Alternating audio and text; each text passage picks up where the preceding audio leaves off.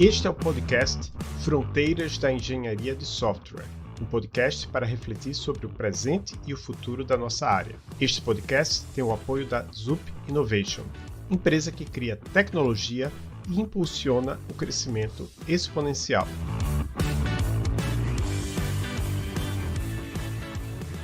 Hoje, no Fronteiras da Engenharia de Software, vamos conversar com Igor Wiese, professor da UTFPR, sobre desenvolvimento de software open source. Tudo bem, Igor? Você pode se apresentar para as pessoas que nos escutam? Olá, Adolfo, tudo bem? Primeiro, eu gostaria de agradecer o seu convite, da Ingrid, de toda a equipe do Fronteiras, Fábio, Leonardo, Gustavo, Danilo. É um super prazer poder estar participando aí do podcast do Fronteiras Engenharia de Software. É uma coisa quase... Sabe quando você assiste aquele desenho que você muito gosta, ou aquele filme que você muito gosta, ou você lê aquele paper daquela pessoa que você admira e um dia você tem a oportunidade de participar de um coffee break com essa pessoa e trocar uma ideia, assim. Então, eu super admiro o trabalho de vocês e é um prazer. Bom, eu sou professor da UTFPR, Universidade Tecnológica Federal do Paraná, aqui no campus de Campo Mourão, uma cidadezinha do interior do Paraná. E eu concluí meu mestrado em 2006 na UEM e passei no concurso aqui na universidade e comecei a trabalhar. A nossa universidade ela tem um curso técnico, então ela tem uma característica até um pouco diferente de outras universidades no Brasil. Ela tem um segundo grau, um ensino médio integrado de informática. Então, quando eu passei no concurso, até nem existiu o curso de ciência da computação. Então, o contexto inicial aí da minha carreira foi bem esse. Eram cursos de tecnologia e o curso do ensino médio.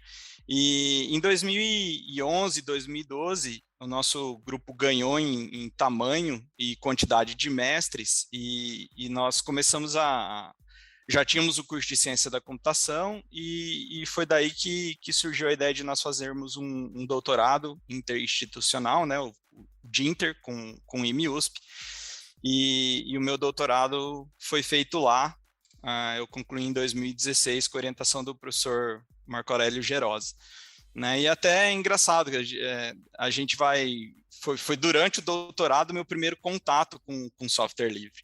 Né? Eu acho que muitos de nós aqui do Brasil tivemos o primeiro contato com software livre com o primeiro entrevistado aí do Fronteiras, que foi o professor Fábio Con. Então, muito do que eu aprendi, do que eu pesquisei, foram experiências que ele passou naquela disciplina do doutorado. Então, de lá para cá, de 2016, enfim, de 2012, quando eu comecei o doutorado para cá, a minha pesquisa foi direcionada para software livre.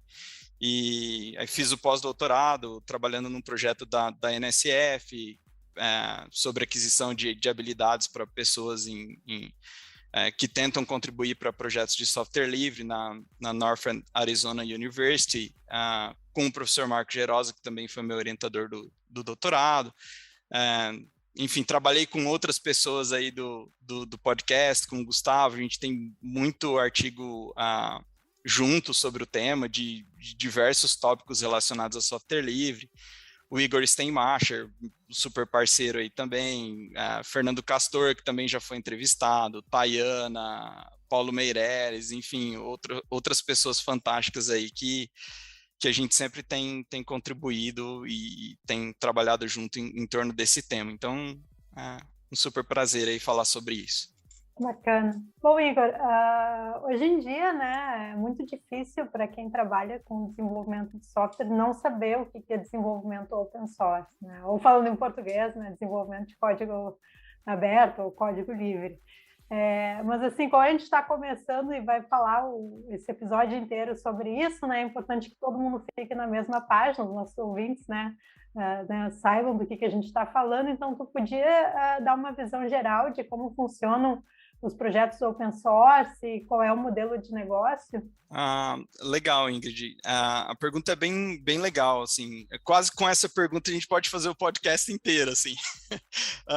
Mas eu vou tentar ser breve, assim, e passar uma visão geral, primeiro para talvez alguns alunos ou algumas pessoas que não tenham muito contato, né? Mas sendo bem breve, a ideia do software livre, ali na década de 80, com o Stallman criando um projeto chamado GNU. E a partir disso a gente teve um movimento, onde ficou até conhecido as famosas 4 liberdades, né?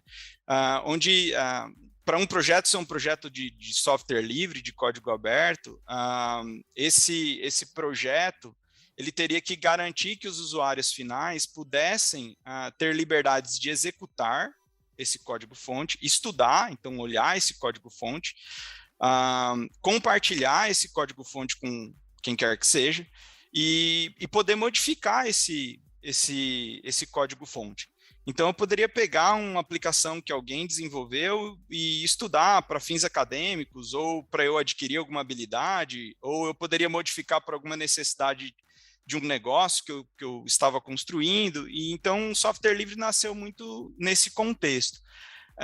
E hoje, a gente falar de software livre sem falar da necessidade de termos uma licença de software livre associada é quase errado, né? Então, hoje é até um pouco mais do que só as 4 liberdades. A gente tem que pensar muito seriamente sobre a escolha da licença de software livre que o projeto vai ter, né? Então, assim, de uma maneira geral, qualquer pessoa pode criar um projeto de software livre, e isso é muito legal.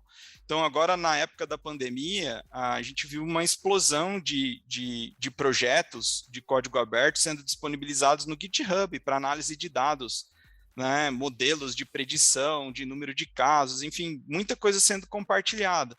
Isso é um projeto de software livre, né? O código está lá disponível, outras pessoas podem alterar, melhorar o modelo. Então, isso é muito bacana do que a gente pode chamar de filosofia que existe ali por trás do software livre.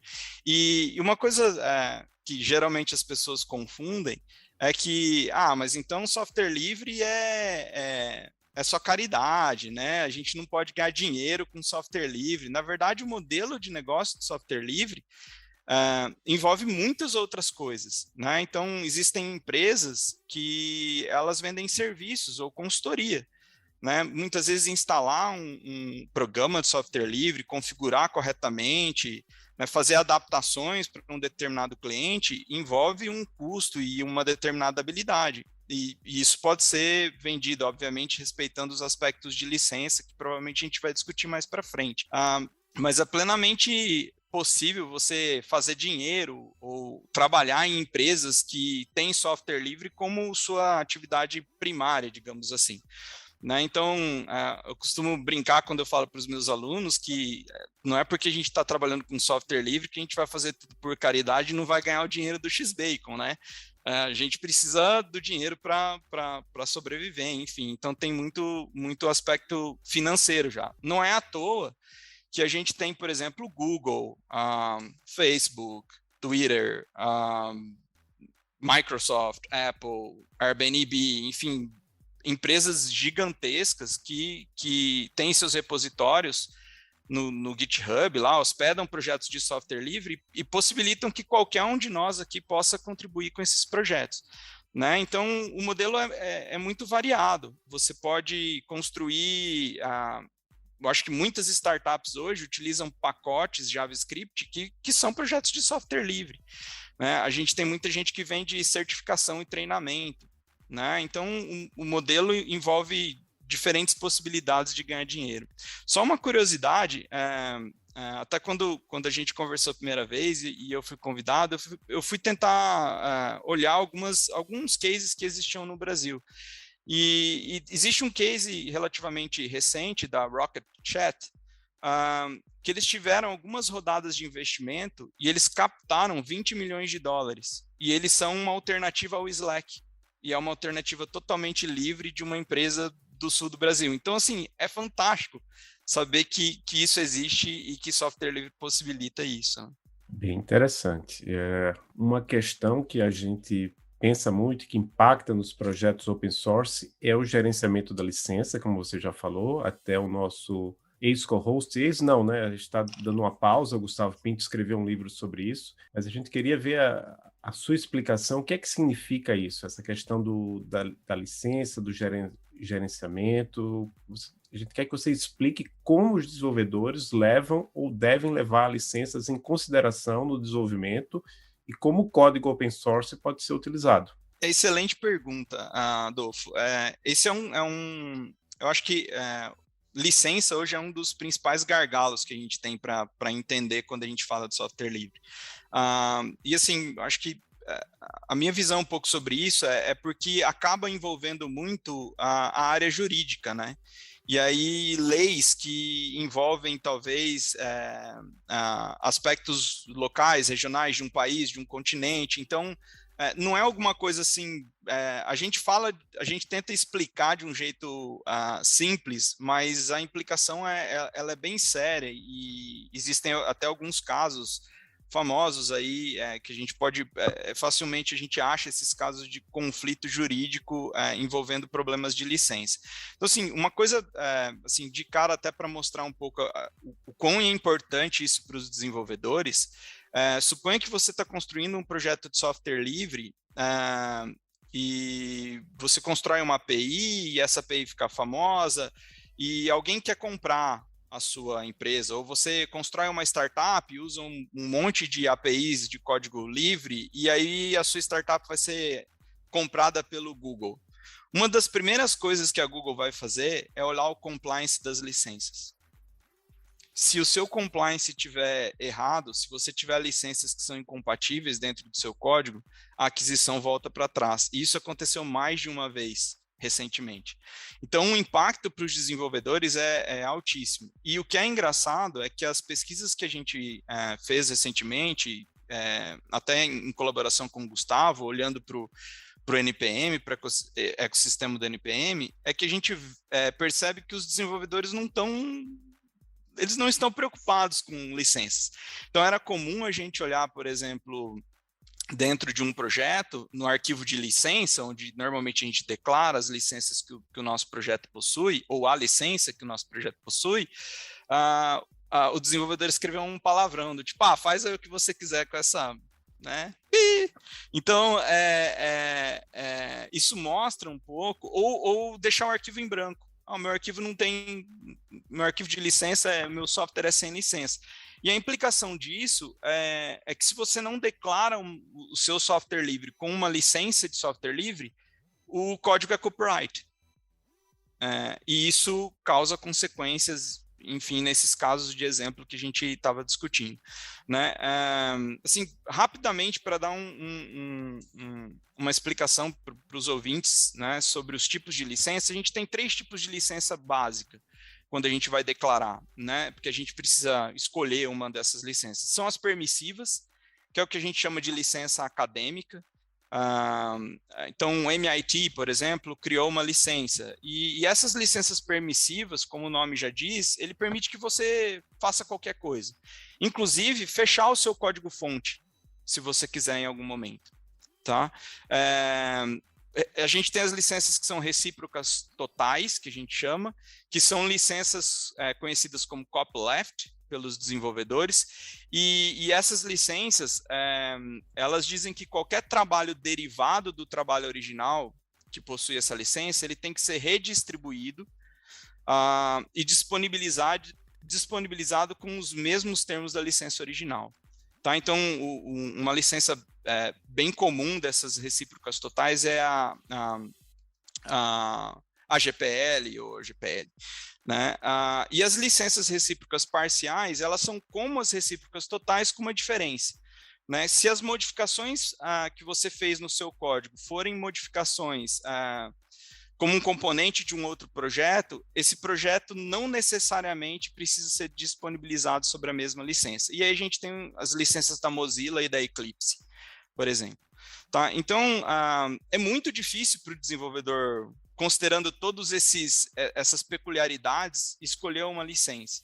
Então, existem algumas ferramentas, o próprio GitHub, ele criou uma ferramenta, um portal chamado choosealicense.com, onde o desenvolvedor pode entrar e ele pode marcar algumas opções do tipo, eu quero fechar esse software aqui, eu quero vender esse projeto para uma startup no futuro. Então as opções são essas e essas e essas. Né? Então ele tenta ajudar você a escolher as licenças de acordo com algumas características que você coloca lá a respeito do seu projeto. Então é super interessante. Existem outras ferramentas como o Fossology. Existe um portal chamado SPDX, que também reúne uma lista enorme de licenças, né? Aí tem uma questão controversa, histórica, né, da Free Software Foundation com a OSI, que são entidades diferentes que mantêm licenças com objetivos diferentes, né? Então tem todos esses aspectos, mas de uma maneira geral, eu diria para os desenvolvedores tomarem muito cuidado e investirem um tempo ou conversarem com alguém da área que já está acostumado com essa área de licenciamento para apoiar, né, a escolha da licença correta. Só uma curiosidade, assim, até a respeito dessas pesquisas que a gente andou fazendo, já é comum, tamanho a dificuldade que as pessoas têm, os desenvolvedores têm de escolher, a gente tem um projeto onde, um pacote, onde as pessoas vão lá e declaram todas as licenças. E aí você acaba criando uma incompatibilidade, porque você está colocando uma licença completamente permissiva, com uma recíproca total, e aí alguém vai fechar esse projeto em algum momento, e aí infringe a licença que é recíproca total. Enfim, cria-se aí um conjunto de problemas, né, que acaba acontecendo, que é o fenômeno do multi-licensing, né? Os projetos escolhendo um monte de licenças ou incorporando bibliotecas que têm licenças de tipos diferentes, aí ele acaba tendo que declarar várias licenças ao mesmo tempo, né? E isso tem implicações sérias aí, dependendo do tipo do projeto. Igor, deixa eu fazer uma pergunta que foi um aluno meu me fez um semestre e foi uma pergunta que eu tive que responder não sei. E tive que fazer meu tema de casa depois para na aula seguinte trazer a resposta. No caso, tu citou um exemplo, né, das consequências de quebrar uma licença, por exemplo, o Google fazendo uma aquisição e descobrir que as licenças do que foi do software utilizado não foi respeitada. Mas no caso de empresas que desenvolvem software, né, às vezes elas contratam empresas para fazer auditoria, né, e ver se está tudo ok, mas quem é que aplica a multa? Né? Se tu tem uma empresa que desenvolve software, como que essas empresas sofrem penalidade? É uma boa pergunta, Ingrid. Para ser bem sincero, assim, os casos que eu conheço mais relacionados, eles acabam indo para uma corte no local onde o problema está acontecendo, né? Então, a gente tem o caso, por exemplo, um caso famoso da Apple e da Google brigando por causa de assinatura de método dentro do código-fonte, uma alegando que a outra infringiu o copyright de uma biblioteca ou de um código que pertencia a outra empresa. Então, na verdade, uma empresa acaba processando a outra e exigindo o pagamento de um copyright ou de um direito que ela imagina estar sendo infringido por alguém. Eu me lembro de alguns casos, né? Foi até legal você citar o exemplo de empresas que fazem o compliance, né, e verificam as licenças. Existem várias empresas que fazem esse tipo de auditoria e prestam esse tipo de consultoria. Eu me lembro muito do caso de quando eu era estudante, em 98, e um dia eu recebi uma palestra de uma pessoa que era da Microsoft, se dizia representante da Microsoft. Ela era uma pessoa verificadora de licença. Ela batia na sua porta e falava assim: ei, você tem o Windows aí? Tenho sim, então deixa eu ver onde é que está a chave do seu Windows. E aí ele acionava você na justiça lá comum, e aí você tinha que pagar X vezes o valor do software. A época era isso, né? Obviamente que quando você escala num nível de empresa grande, eu acho que o custo, a briga, né, o ferramental jurídico que essas empresas têm acabam indo para milhões de dólares, né? Eu não conheço casos onde alguém vai lá num projeto de software livre que está lá no GitHub, a pessoa manda um e-mail para o desenvolvedor e fala, ei, você aí está infringindo o meu código, e até existem alguns poucos cenários, mas eu nunca vi um desenvolvedor ter que pagar uma multa por algum código que ele fez ou usou indevidamente. Em geral, existe uma notificação e daí isso tem que ser resolvido em um período de tempo, senão isso é acionado na justiça do país de origem onde aquilo acontece. São os casos que eu conheço, assim. Entendi, obrigada. Aprendi mais ainda para a próxima vez que o aluno perguntar, eu vou dar uma resposta ainda mais completa. Bom, indo para um outro detalhe assim dessas particularidades de licença, né? Eu acho que todo mundo que desenvolve conhece Stack Overflow, né? Então, o vira e mexe está ali, não sabe usar uma API ou está dando uma exceção que tu não faz a mínima ideia como resolver, né? Copy-paste, lança no Google, primeira resposta em Stack Overflow. E que tem lá perguntas e respostas, né? E essas respostas, não raramente, ela contém trechos de códigos, né, que podem ser associados com uma licença open source. Então, nesses casos, né, quais são os cuidados que a gente tem, assim, quando eu receber uma resposta no Stack Overflow, né, com um trecho de código, eu tenho que ter a preocupação de que se aquilo está regido sob uma licença? É uma pergunta muito legal, Ingrid, muito legal. E a gente, em geral, a gente não se preocupa muito com isso, né? A gente, até como professor, assim, muitas vezes a gente está mais preocupado com o aspecto do plágio, né? Vou zerar o aluno aqui porque ele fez um plágio e copiou, mas não explicou, não sabe explicar. Mas, na verdade, tem um aspecto de licença mesmo por trás disso. A pergunta é super interessante. E a gente até... Eu, particularmente, até pouco tempo, eu discutia muito pouco isso com os alunos, assim, a discussão era mais no plágio e menos na licença, né, e, na verdade, eu acho que a gente tem que inverter um pouco a discussão. O Stack Overflow, todo o conteúdo que é gerado pelo Stack Overflow, ele segue uma licença que a gente chama Creative Commons, né, que é uma licença de copyright. No caso do Stack Overflow hoje, a licença que eles usam é a CC BY SA 4.0, que basicamente o que essa licença quer dizer é que ela permite que você compartilhe, distribui, modifique, transforme tanto o conteúdo do post, da resposta, não só o código envolvido, né? Mas que você mantenha o crédito para o autor com essa mesma licença, né? E aí a gente cai numa seara interessante. Se você entra no site da Creative Commons, no site oficial, e entra lá no perguntas e respostas, eles são muito explícitos em dizer, não usem essa licença para licenciar código-fonte. Não usem, porque essa licença não é para isso. Isso é para outros tipos de obras autorais, como um texto, uma poesia, uma música, um desenho, uma figura, uma foto, enfim, né? Ela foi pensada com outros objetivos. Se você quer licenciar objetivamente um código-fonte, procure as licenças de software livre, né? E aí a gente cria alguns problemas, né?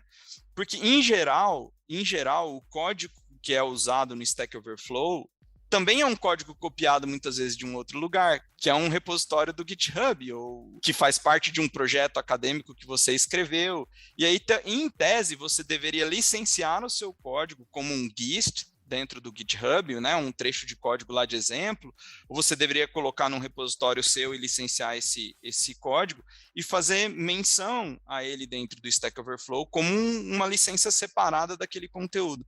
Mas obviamente, a gente não faz isso, porque se você fizer isso, o processo se torna tão burocrático que o objetivo de você ajudar alguém rapidamente acaba sendo perdido, né? Mas a gente tem que tomar cuidado quando a gente usa esses trechos de código para uma solução comercial, ou uma solução dentro de um projeto de software livre lá, que eu vou fazer uma contribuição, eu copio um pedaço de uma solução lá e atribuo isso. Atribuo lá para o código que eu estou contribuindo para o projeto de software livre. Aí eu posso estar criando um problema muito grande para esse projeto, né? Existe uma pesquisa muito legal do Sebastian Baltes, que ele olhou um dataset enorme de exemplos de respostas e códigos que estavam inseridos, e ele foi dentro do GitHub olhar, usando algumas técnicas de code clone, né, de ver os códigos que são exatamente iguais, quanto que ele encontrava de casos que estavam em respostas do Stack Overflow dentro de códigos do GitHub. E a conclusão do paper, o paper é bem interessante. A conclusão do artigo é que, mais ou menos, em torno de 10% dos repositórios do GitHub podem estar violando algum tipo de licença por conta disso. Seja a licença do Stack Overflow, que quando alguém usa um post para resolver, ele deveria colocar o link, fazer menção para o Creative Commons, ou seja, por algum outro aspecto desse de você copiar um código que deveria estar sob uma licença de software livre e foi usado dentro de um post, foi recopiado para uma outra solução, né? Reutilizado dentro de uma outra solução. Então, a gente tem que tomar cuidado com esse aspecto, sim, do Stack Overflow. Mas é uma ferramenta fantástica, né? Eu costumo brincar com os meus alunos, né? Quem nunca, né? O famoso meme, quem nunca foi no Stack Overflow aprender alguma coisa e depois usar numa solução que você estava implementando, né? Eu acho que o problema não é não fazer, o problema é tomar alguns cuidados quando isso escala para uma aplicação que vai ficar mais visível, né? Só um comentário. Recentemente eu fiz um projeto meu que eu usava em a sala de aula, disponível no GitHub, porque eu pensei, se eu desenvolver, né, outros professores podem usar, às vezes a gente quer fazer o aluno evoluir um código, mas os projetos que existem são muito grandes, né, e complexos, só que na época que eu fiz, eu peguei um random generator e estava lá o código. E eu olhei aquele código, ele não estava, quando eu coloquei no GitHub, ele não estava com cheiro de código meu. Aí eu fui lá, eu fui olhar no Google, né? Realmente achei, consegui rastrear a fonte, e daí eu fiz lá um commit colocando toda a licença bonitinho. Então, realmente fiz o meu tema de casa para não dizer que é casa de ferreiro, espeto de pau, né? Muito bem, muito bem. Até uma recomendação, é legal você falar dessa sua experiência, porque hoje a gente está usando o GitHub para produzir exemplos mesmo de código para os nossos alunos. A gente, na disciplina de engenharia de software, a gente trabalha muitos conceitos importantes, né? Marco Túlio com engenharia de software moderna, a gente tem um monte de conceitos que a gente pode trabalhar dentro do GitHub, e é importante, mesmo num projeto acadêmico, a gente se preocupar com as licenças, né? Até para permitir o uso adequado por outros professores e colegas e alunos, enfim. Foi legal você contar essa experiência, porque serve de incentivo para todos nós, né? E uma outra experiência que não é minha, mas é lá do Roberto Ierusalinchi, né? Ele é um dos co-criadores de Lua.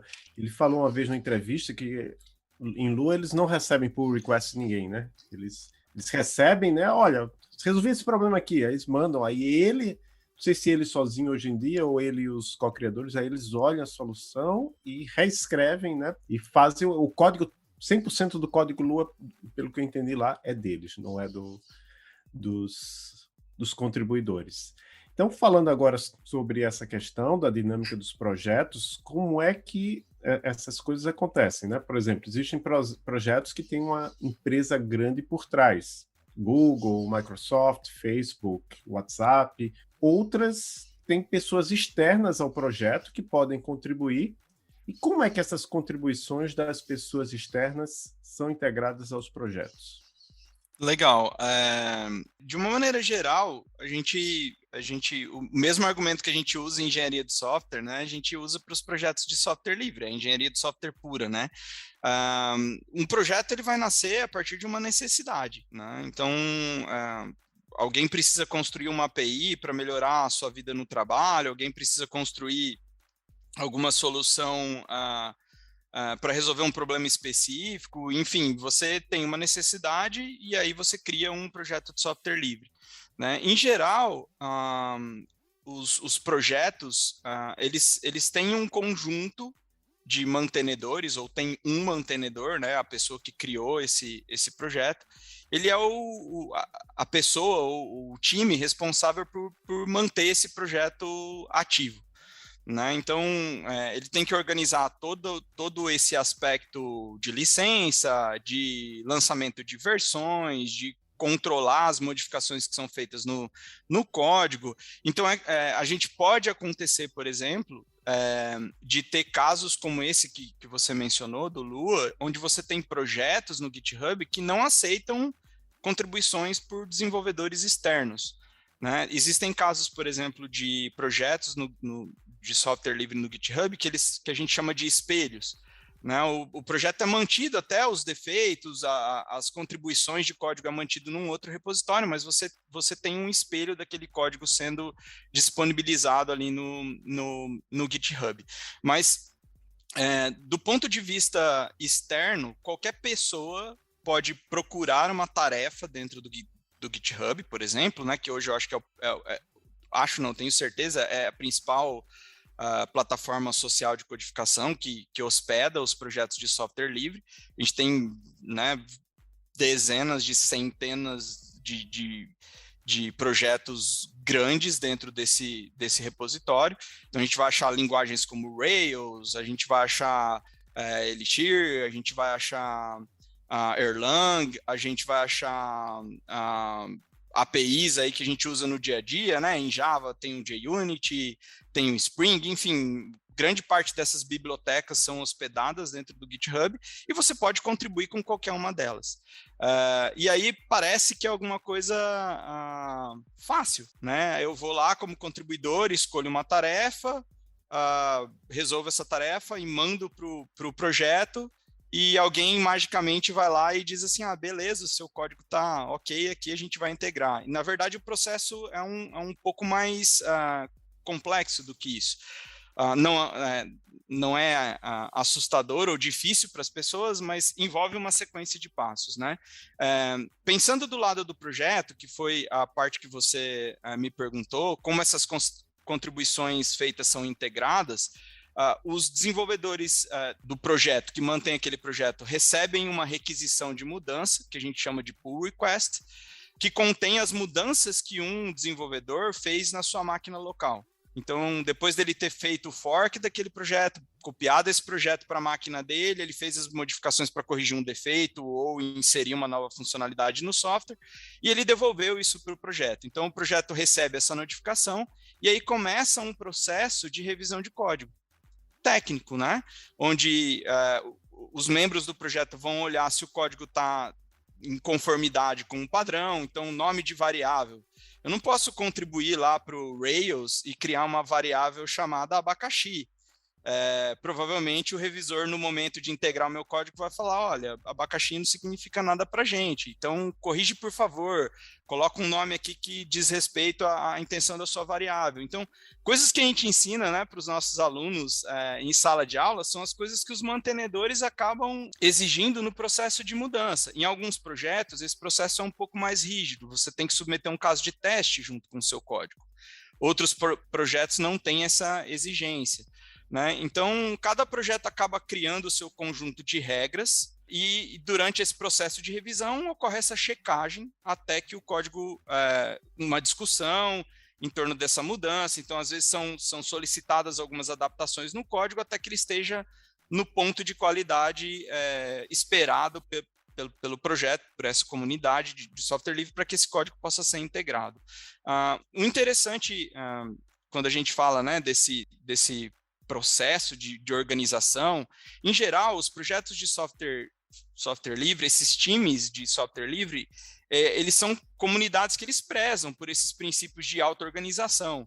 Então, em geral, o projeto tem um guia, que a gente chama de como contribuir, e toda pessoa que gostaria de contribuir para aquele projeto específico deveria conhecer aquele guia em detalhes. Então, desde o processo da cópia do projeto para sua máquina local até a submissão desse código para o projeto, existem coisas que são específicas, né, peculiares de um projeto.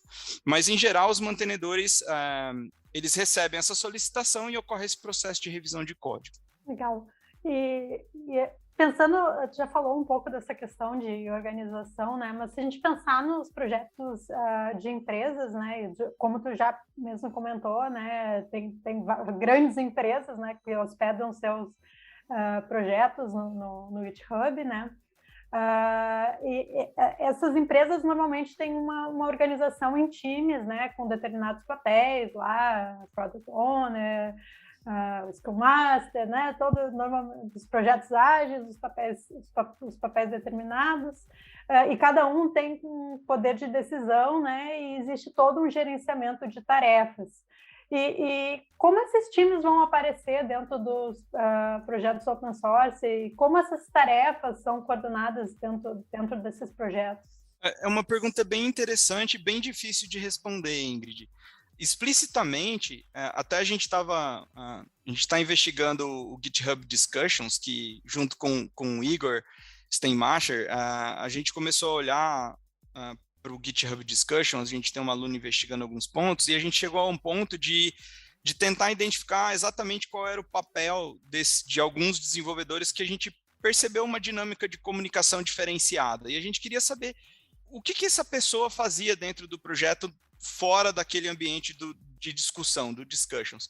E isso não é transparente para ninguém. Então, como contribuidor de um projeto de software livre, se eu entrar dentro do Rails para fazer uma contribuição, por exemplo, eu consigo ter uma ideia de quem são os mantenedores, né? Dentro ali do projeto, normalmente a gente tem uma página que você pode acessar, que você vê quem são os membros daquela organização ou daquele projeto específico, mas você não consegue saber se a pessoa A ou a B, ela é uma pessoa que está só revisa código de um determinado componente, ou se ela só é responsável por cuidar do teste, ou se ela é a pessoa responsável por fazer o gerenciamento da release, ou se ela é uma pessoa que responde ativamente os contribuidores que têm dúvidas ali, abrindo issues ou relatando, né, defeitos que porventura aconteçam. Então, em geral, a gente não tem uma transparência dos papéis que são feitos, que são executados por esses core members, né, por essas pessoas que mantêm o projeto.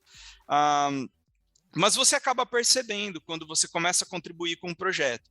Então, vou citar um exemplo do Rails, que foi um dos projetos que eu estudei, por exemplo, no doutorado. Então, sou muito familiar até com o nome das pessoas. O Rafael França, por exemplo, que é um brasileiro, ele é a pessoa que faz revisão de código em larguíssima escala. Então, todos os dias você vai ver ele respondendo, fazendo revisão de código em pull request, fazendo merge, né, aceitando ou rejeitando um pull request por alguma razão, e você vai ver claramente que o papel dele dentro do projeto é esse. Agora, é difícil para a gente dizer assim, olha, ele também faz isso ou também faz aquilo. O que é legal dessa pergunta que você fez também é que, em geral, a gente fica muito preso aos papéis que estão ali no repositório, né? E hoje em dia a gente tem a gente tem uma contribuição de pessoas para projetos de software livre que são, tem uma pesquisa que eu participei junto com a Bianca, com o Igor, com a Anitta, que a gente investigou os papéis escondidos, né, que a gente chamou de hinder roles, né, que são essas pessoas que dão talk, que fazem TED, que são evangelistas de um determinado projeto, que são gerenciadores de comunidades, né? Os community managers. Então, a gente tem papéis que não são transparentes para os usuários, mas que são importantíssimos para que esse projeto sobreviva, né? Em geral, a gente fica muito preso a essa questão do coder, né? Da pessoa que está ali fazendo um papel técnico, exclusivamente técnico. E software livre é muito mais atualmente do que só olhar para esses papéis técnicos. Embora a gente tem pessoas que fazem os dois papéis, mas em geral a gente tem um grupo de desenvolvedores que é mais centrado no repositório e um conjunto de outras pessoas que executam esse papel mais de gerencial e de coordenação dos projetos, né? E isso também depende muito do tamanho do projeto, das características que esse projeto tem, né? Então, tem projetos que têm equipes de desenvolvedores de 2, 3 pessoas que cuidam de um projeto inteiro. Tem equipes de desenvolvimento de 10, 20 desenvolvedores, né? Então, depende muito do tamanho, da quantidade de contribuição que esse projeto está recebendo, e aí cria lá uma necessidade de ter mais gente contribuindo ali com a revisão de código. Então, isso não é muito linear, sabe? À medida que o tempo vai passando, os projetos vão se auto-organizando em relação às tarefas que eles precisam executar. Isso é uma característica muito proeminente, assim, dos projetos que a gente estuda. E falando agora sobre um tópico que você pesquisou bastante, em primeiro lugar, a primeira pergunta é, você já traduziu, ou já teve que traduzir newcomers? Qual a palavra que você usou? Novatos, recém-chegados? A gente usa novatos em geral nos artigos, ou recém-chegados. Em geral, a gente usa novatos. Mas é uma palavra, parece que ela não é completa no português quando você traduz, né? Parece que falta alguma coisa. Porque novato, para mim, passa a ideia de alguém completamente novo, mas pode ser simplesmente um desenvolvedor experiente, mas que é um novato naquele projeto. É o conceito que a gente usa, Adolfo. É sensacional o que você falou. É o conceito que a gente usa. É muito difícil hoje você dizer que a gente tem pessoas completamente novatas dentro do GitHub, né? Mesmo porque a gente tem, por exemplo, estudante, né? Você pega um estudante do 5º, 6º período contribuindo para um projeto. Ele é um novato? Talvez ele tenha uma experiência, vem até da indústria com uma bagagem enorme. Ele não é completamente um novato na linguagem ou num framework específico, né? Mas ele não conhece como aquele projeto é organizado, como a dinâmica daquele projeto acontece. Portanto, a gente considera ele um novato do ponto de vista de contribuição. Certo, então o tema dessa pergunta são esses novatos em projetos do open source, que são desenvolvedores que querem contribuir para um projeto existente, e você tem um artigo bastante citado, cujo título é Why do Newcomers Abandon Open Source Software Projects, né? O porquê novatos em projetos open source abandonam projetos open source, e outro que é What artifacts newcomers to onboard what attracts newcomers to onboard on OSS projects TLDR popularity, né? O que atrai os novatos para entrarem em projetos open source, em resumo, popularidade. O que é que você pode compartilhar sobre o comportamento desses novatos em projetos open source? Por que eles contribuem? Por que eles deixam de contribuir? Legal. Essa pergunta é bem interessante, assim, me permite remeter lá para o começo, quando eu falei do Fábio Con, porque tem uma história engraçada de quando eu fui novato. E a gente comete gafes, assim, sensacionais, né? A gente teve uma disciplina de software livre que o professor Fábio Com e o professor Alfredo lecionaram para a gente, e uma das atividades era contribuir com um projeto de software livre. E, bom, o time era eu, o Igor e Ivan Newton, também um professor da UTF que estuda licença comigo e com o Gustavo, também bastante envolvido nas nossas pesquisas, e a gente tinha que contribuir. Bom, a gente dividiu umas tarefas, e aí fui lá eu tentar traduzir um documento de um projeto, né? E entrei no gerenciador de issues, que não era o GitHub à época, e aí entrei lá no gerenciador de tarefas, comecei a procurar uma tarefa para fazer, e daí eu falei, vou olhar aqui tradução. Tradução parece ser alguma coisa que eu consigo fazer rápido. Aí o software não tinha uma tradução para português e, enfim, fui lá eu tentar fazer. E era véspera de Natal, assim, eu me lembro até hoje. E eu fiquei uma semana trabalhando assim, tarde, noite, madrugada, para completar aquela tradução, porque eram muitas telas. É o JabHef, um software que hoje a gente até contribui e tem algumas parcerias de pesquisa junto com eles, e eu fui lá trabalhar naquela versão e tal, e fiquei trabalhando um tempão naquilo, só que eu não avisei ninguém, eu simplesmente escolhi a tarefa, não avisei o mantenedor, ei, vou trabalhar aqui, né, e enfim, depois de uma semana eu terminei a tarefa todo feliz, né, contente, traduzi o JabHef, que massa, né, e submeti a tradução, aí foi rejeitado, aí eu fiquei puto.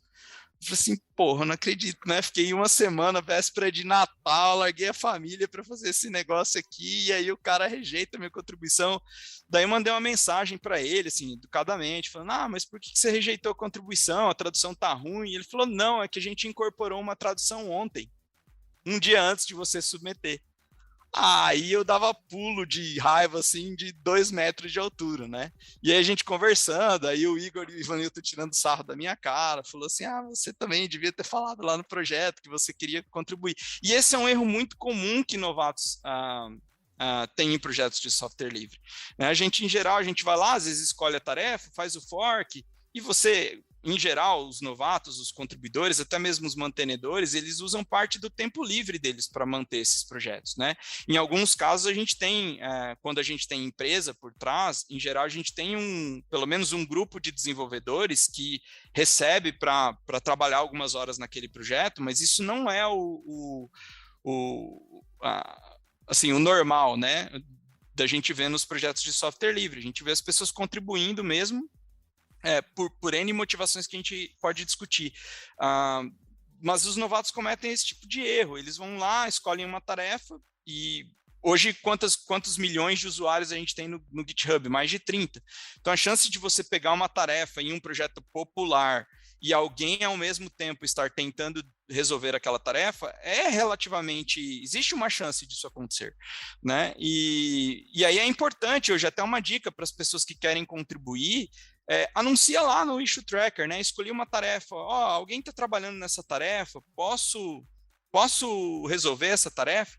Muito embora, às vezes pode acontecer do mantenedor responder com 1 ou 2 dias depois, e dizer pode, e ele também não saber que alguém estava trabalhando na tarefa, que foi o que aconteceu no meu caso, ele também não sabia, e daí ele pediu desculpa, falou, eu também nem sabia que alguém estava tentando traduzir isso aqui, mas eu vou colocar os créditos aí da tradução, você pode me ajudar aqui a revisar o que essa pessoa fez, e enfim, foi até super gente boa de me incluir na discussão, né, e na tarefa.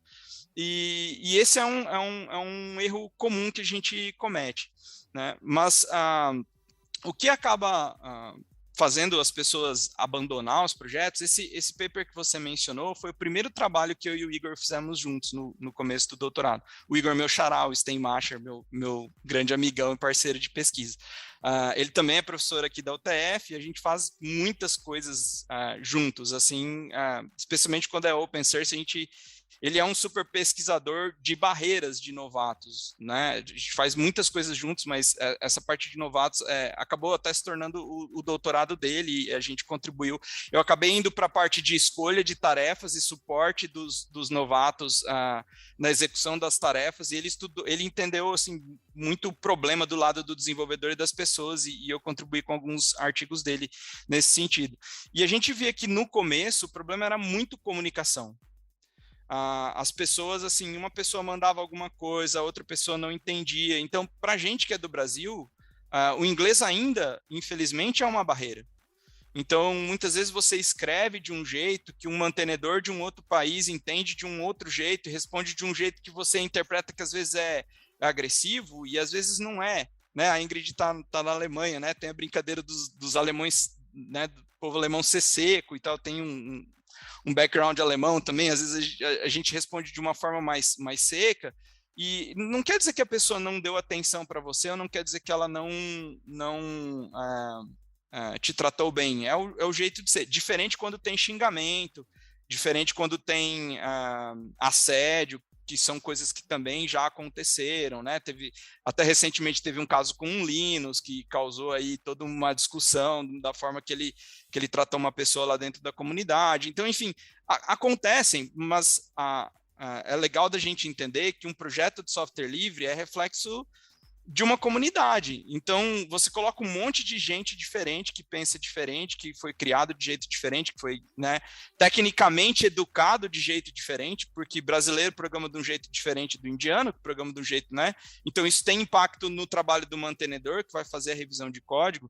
Então, para o novato, é muito importante ele entender que esse contexto, ele existe. Então, você tem que procurar se comunicar adequadamente, tem que procurar conversar com um mantenedor quando você está fazendo as primeiras contribuições, tentar esse contato inicial. Se, infelizmente, você não foi respondido, existem milhões de repositórios que você pode tentar contribuir. Escolhe um outro, né? Então, muitas vezes, para o novato, é muito difícil escolher a primeira tarefa para contribuir, escolher o primeiro projeto para contribuir. Então, eu costumo dizer, por exemplo, JabRef é um projeto que eu adoro. Inclusive, ele é mantido por um grupo de core members da Alemanha. E assim, é sensacional trabalhar com eles. Eles respondem muito rapidamente uma revisão de código. Então, eles se comunicam muito bem, eles se preocuparam em definir os passos de como contribuir muito claramente, de colocar exemplos de como você tem que fazer o fork, de como você monta o ambiente, que é uma barreira enorme, né? Você montar o ambiente de trabalho de um outro projeto na sua máquina para replicar aquele defeito que alguém reportou, né? Então, muitas vezes faltam informações de como aquele defeito aconteceu, você tem que ir meio tentando adivinhar o que está acontecendo, né? Mas é muito desafiador e é muito, muito legal. Aí, indo para outra parte da sua pergunta, Adolfo, que é um pouco dessa questão da motivação, do porquê que as pessoas contribuem, justamente por esses aspectos, né? Então, é uma oportunidade incrível de aprendizado. Incrível. A principal motivação que as pessoas têm para contribuir é aprender. Elas querem aprender uma linguagem nova, elas querem aprender como uma determinada ferramenta funciona, elas querem aprender a fazer teste, elas querem aprender a montar um ambiente de trabalho. Elas podem querer aprender soft skills, como é que conversa, como é que discute no ambiente, porque as empresas hoje em dia estão usando esses ambientes sociais de codificação no dia a dia, na prática dos seus trabalhos. Então, esse aprendizado não serve só para você contribuir para software livre, serve para a sua formação enquanto desenvolvedor, né? Então, as motivações, elas são inúmeras, assim, mas aprendizado é uma das motivações mais que mais acontecem em relação aos novatos. Uma coisa que é legal, nós fizemos um paper, nós revisitamos a literatura de motivação recentemente, foi um trabalho muito legal no período do meu pós-doc, com o Igor, com a Anitta, com o Christoph da Austrália, com o pessoal da Bitergia, né, que é uma startup de software livre na Espanha. Então, a gente tinha vários desenvolvedores de lugares geográficos diferentes e cada um tentou ali encontrar pessoas do seu continente para responder o survey, para a gente tentar entender como essa questão da motivação acontecia e mudou, né, dos anos 80, 90 para cá.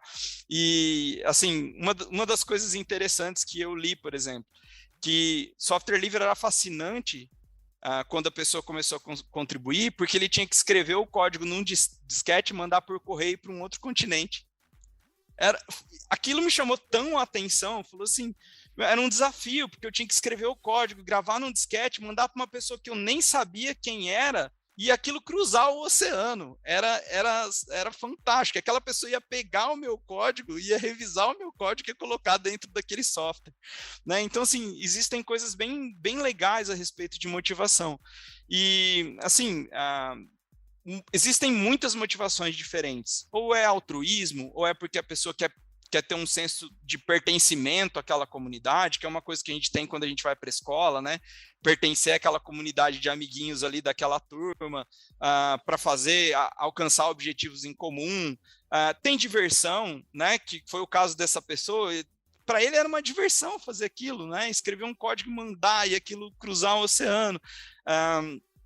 Tem a questão da reputação, das pessoas serem enxergadas pelos outros, né? Ganhar uma reputação dentro do GitHub é algo importante. Tem dinheiro envolvido, né? As pessoas querem, se não diretamente porque elas são pagas para fazer uma contribuição, e daí a motivação está ali no salário que ela recebe, é para construir um currículo legal, né? A gente tem vários casos de pessoas e desenvolvedores que foram, inclusive, esses dias eu ouvi um podcast no Brasil falando sobre software livre, e os dois entrevistados, vai me fugir o nome agora, mas eles falaram que eles foram contratados para as empresas dele por conta dos projetos que eles desenvolviam em projetos de software livre. Tem caso de alunos meus que mantinham um portfólio legal de contribuições e foram contratados pelas empresas deles por conta das contribuições, né, que eles fizeram. Então, você pode pegar o processo de revisão de código, a empresa que vai te contratar a inspecionar, pô, ó, foi legal aqui o processo de revisão, ele atendeu aqui ao pedido, ele escreveu um teste legal, ele se preocupou com o nome da função. Então, esses detalhes, né, construir carreira, a carreira e o currículo é uma motivação importante. Só para a gente fechar assim, esse assunto, porque é muita coisa, eu acho que vocês devem ter perguntas legais aí de follow-up no tema. Uma coisa que a gente observou nesse estudo é que desenvolvedores mais experientes, em geral, eles estão mais motivados por conta do dinheiro, e ainda por conta desse aspecto ideológico das 4 liberdades, do open source, de que aquilo tem que ser livre, porque vai ajudar muitas pessoas e tal, enquanto que novatos estão mais interessados em aprendizado e diversão. Então ele quer se divertir, ele quer ir lá, quer participar de um Google Summer of Code, quer descobrir coisas novas, aprender coisas que talvez a gente discuta em sala de aula e que a gente não tem muito tempo de ir mais profundamente num tema, né? Sei lá, implementar uma recorrência lá com uma complexidade maior do que o que a gente discute. É um desafio, vai lá, vai ser divertido, né? Então, a gente percebeu muito esse comportamento nos nossos respondentes, assim. Então, é alguma coisa muito, muito legal. Bacana, nossa, é impressionante a quantidade de coisa que tu pesquisou, né, com todo o time, né, que vocês atuam pesquisando sobre o newcomers, nisso, né, então o que vocês encontraram, e essa questão de alunos, né, tu vê que a gente tem um privilégio na nossa profissão de que a gente pode construir portfólio sem estar empregado, né? Então, tu começa a construir uma carreira só olhando para o GitHub, procurando um projeto e começar fazendo contribuições. Legal. Mas em várias perguntas, né, tu comentou o papel de mantenedores, né? Os mantenedores do projeto, o cara que vai estar lá do outro lado revisando o código, né? E isso é um outro assunto que tu pesquisou, né? No artigo What Makes a Great Maintainer of Open Source Projects, publicado no ICS, né? Que é a principal conferência de engenharia de software. Quais foram os achados dessa pesquisa? Legal você perguntar, Ingrid, porque é uma pesquisa super nova, né? Foi recém-publicada agora, junto com o Gustavo, com o Igor, com o Castor e com o Paulo Meirelles, e o aluno de doutorado, o Edson, do Gustavo, que liderou o time aí. A gente entrevistou 33 mantenedores, e a gente sempre se preocupou muito durante esse processo de recrutamento, né, das entrevistas, de tentar, dado que a gente queria entender melhor quais que são esses atributos importantes para um mantenedor ser considerado um bom mantenedor, né, a gente tentou buscar diversidade, tanto geográfica, tentar encontrar mulheres mantenedoras que estão ativas revisando o código até hoje para os seus projetos, e a partir pessoas que estavam empregadas, trabalhando, ganhando o seu salário, trabalhando com software livre, e foi bem legal que a gente aprendeu muita coisa com essas pessoas. Essa é a parte legal de você fazer pesquisa com open source, de você poder conversar com as pessoas e aprender muitas coisas com elas, assim, tanto do lado dos novatos, que em outros estudos a gente acabou entrevistando novatos e conversando com novatos, trabalhando assim, observando eles trabalharem em pull requests, alunos também novatos, quanto com os mantenedores, fazendo o seu trabalho diário e tendo essas conversas. A gente aprende muita coisa legal com eles. Então, e é legal porque muitas das coisas que para eles parecem algo normal, eu tenho que saber me comunicar bem, que é alguma coisa normal. Acho que todo desenvolvedor, toda empresa preza por esse soft skill hoje, né? E assim, a gente já falou disso antes, o novato tem que saber o jeito de conversar, o mantenedor vai ter que ter uma resposta polite ali para não, né, com calma, para não assustar uma pessoa que está contribuindo, mas é legal ouvir deles que isso é efetivamente importante para o trabalho que eles fazem, né? Então, a gente, nessa pesquisa, depois que nós entrevistamos esses 33 desenvolvedores, nós elencamos 172 atributos. A gente descobriu 172 atributos que eles nos disseram. E a gente agrupou esses atributos em 4 grandes categorias. Porque essa é uma outra coisa engraçada. A gente costuma dar um peso muito grande para o aspecto só técnico.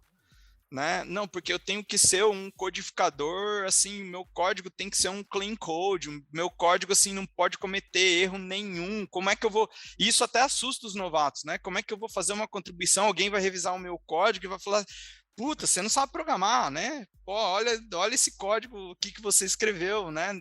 Como é que você tem a ousadia de mandar esse código para o meu projeto? E não é bem assim. Né? A gente viu que nessas categorias que a gente elencou, a gente viu aspectos de gestão, aspectos de personalidade das pessoas, aspectos técnicos e aspectos sociais. Então, aspectos de personalidade. Então, a pessoa precisa entender que ela está contribuindo para esse projeto e pode acontecer um problema. As pessoas são humanas, elas podem estar num dia ruim, dar uma resposta ruim por conta disso, né? Você tem que ter persistência, como tudo que a gente vai fazer na vida. Esse, né, é um atributo que aparece. Você precisa, se você não teve o seu pull request aceito em um projeto, tenta de novo.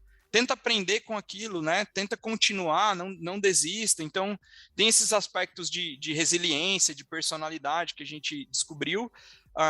Obviamente, aspectos técnicos apareceram, né? De qualidade de código, de teste, enfim, da importância desses aspectos todos. Do aspecto social, de você ser cabeça aberta, né, de você saber se comunicar com as pessoas, se colocar, né, aspectos de personalidade como empatia, se colocar no lugar do outro, aspectos de gestão, de saber quando aceitar um pull request, rejeitar, a questão que acaba impactando, você tem um monte de pull request aberto, quais que você vai colocar ali para dentro do projeto na próxima release que você vai lançar. Então, tem aspectos gerenciais aí que envolvem a tarefa desses desenvolvedores. No final das contas, a gente acabou agrupando esses 172 atributos nessas 4 categorias em 22 atributos. E assim, os principais achados, acho que as coisas mais legais que eu aprendi, que nós aprendemos com essa pesquisa, é que para você sustentar uma visão de longo prazo de um projeto, os mantenedores precisam definir um roadmap. Eles precisam definir claramente quais são os objetivos do projeto, como as releases vão ser gerenciadas e lançadas. E, em geral, as pessoas acham que open source é uma bagunça. Não tem planejamento, a gente faz de qualquer jeito, põe aí. E, na verdade, não. Os mantenedores disseram para a gente que eles se preocupam muito, eles discutem muito nessa definição do para onde o projeto vai, o que a gente quer priorizar em termos de defeito. Entrou um problema de segurança grave, a gente precisa saber como reagir a esse problema de segurança, né? A prioridade das coisas. Coisas interessantes nessa visão de sustentabilidade de longo prazo é a delegação de tarefas, como é que as tarefas vão ser delegadas internamente para a equipe, e a documentação, que é alguma coisa que, em geral, em open source a gente despreza. E eles deram muito valor para a documentação. Então, olha, se eu quero que alguém contribua com o meu projeto, eu tenho que ter claramente qual é o guideline de quais são os passos para contribuir. Se eu quero ter uma comunidade sustentável e sem conflitos, uma comunidade harmônica, uma comunidade que trabalha em prol de um objetivo comum, eu tenho que ter um Code of Conduct. Eu tenho que ter claramente as regras de tratamento com as pessoas. Ninguém pode maltratar ninguém porque quer maltratar, né? A gente não pode assediar mulheres, a gente não pode assediar né, pessoas de qualquer gênero. A gente tem que ser o mais inclusivo e diverso possível. Essas coisas foram legais de serem ditas por eles, né? Uma outra coisa legal que eles falaram é essa questão com a educação e com vocês, que os mantenedores precisam ser extremamente cuidadosos, justamente por você estar lidando com um novato, em geral, muitas vezes no projeto, que vai lá para fazer aquela contribuição. Essa é uma característica que a gente observa. As pessoas, em geral, elas não querem se tornar mantenedores de longo prazo dentro do projeto. Elas querem fazer aquela contribuição porque é importante para elas do ponto de vista do trabalho, de uma disciplina, de aprendizado, enfim, elas querem fazer aquela contribuição. E se você assusta elas, ou se você não trata ela bem, se você não encoraja, se você não orienta os passos que ela precisa executar, ela vai desistir, né? Então, é importante construir confiança dentro da comunidade. Isso foi uma coisa muito legal que os desenvolvedores falaram. E uma outra coisa que é legal, que em geral a gente fala assim, mas open source não tem inovação, né? E na verdade, os mantenedores falaram uma coisa sensacional. Para a gente promover inovação em open source, a gente precisa garantir esse ambiente não hostil, a gente precisa garantir ter persistência. Então, você cria um projeto de open source, uma biblioteca. Hoje você não está atraindo ninguém, mas calma, né? Vai divulgando, usa o Twitter, faz um podcast a respeito, né? Tenta entrar em contato com outras pessoas. Se você quer inovar usando open source, é possível, né? A gente tem, por exemplo, o caso da Rocket Chat que eu falei, foi uma ideia deles construírem um aplicativo de comunicação para desenvolvedores com o Slack, que é um monstro adotado por várias empresas grandes, e hoje eles estarem recebendo investimento. Então, é possível, com dedicação, com persistência, buscando colaboração de longo prazo, garantindo essa comunidade, a saúde dessa comunidade, você ter chance de inovar com open source. Então, essas coisas foram aprendizados que eu tive assim, durante o paper, assim, como um todo. E depois a gente acabou validando esses atributos, priorizando, na verdade, com outros 90 mantenedores, a gente acabou mandando um survey para eles e eles acabaram priorizando. E na visão, assim, geral, né, dos desenvolvedores, a excelência técnica e a comunicação continuam sendo os dois principais atributos, né? E assim, faz todo sentido para mim, porque para você revisar um código, você precisa entender, é um exercício até de excelência técnica com empatia, né? Você precisa se colocar na cabeça do outro, né? Quando a gente está dando aula lá de algoritmos, né, a gente precisa tentar entender como é que o aluno pensou a solução dele até para poder orientar melhor ele, para poder ensinar melhor ele, né? Então, a questão da excelência técnica continua sendo o principal atributo no ponto de vista dos desenvolvedores, tanto quanto a comunicação, né? Mas é muito legal de ver que eles complementaram essas características de muitas formas diferentes que a gente não imaginava que fosse aparecer. Foi realmente bem interessante. Então, Igor, você acabou falando bastante sobre a parte humana dos projetos open source, sim, mas a gente sabe que hoje em dia se busca bastante automatização em projetos. Até eu acho que ontem mesmo teve a defesa, né? Ontem, quando a gente está gravando, né? Teve a defesa da Marielle Wessel, se não me engano foi sua aluna aí na UTFPR Campo Mourão, e a pergunta está relacionada ao trabalho dela, porque no caso de projetos open source, a gente tem bots, fazendo uma tradução talvez ruim, a gente poderia chamar de robôs, que podem fazer verificações, e você estudou isso no artigo Efeitos de adotar robôs de revisão de código sobre os pull requests nos projetos open source. Então, como é que esses robôs, como é que esses bots e essas automatizações são feitos em projetos open source? A sua pergunta é até, do ponto de vista pessoal, assim, é até bem emocionante, né? Porque ontem foi a defesa da Marielle, e a Marielle foi a nossa primeira aluna doutora formada pela nossa universidade. Ela foi formada na USP, obviamente, né? Nós não temos doutorado na UTF aqui, mas a gente recém abriu o mestrado, é até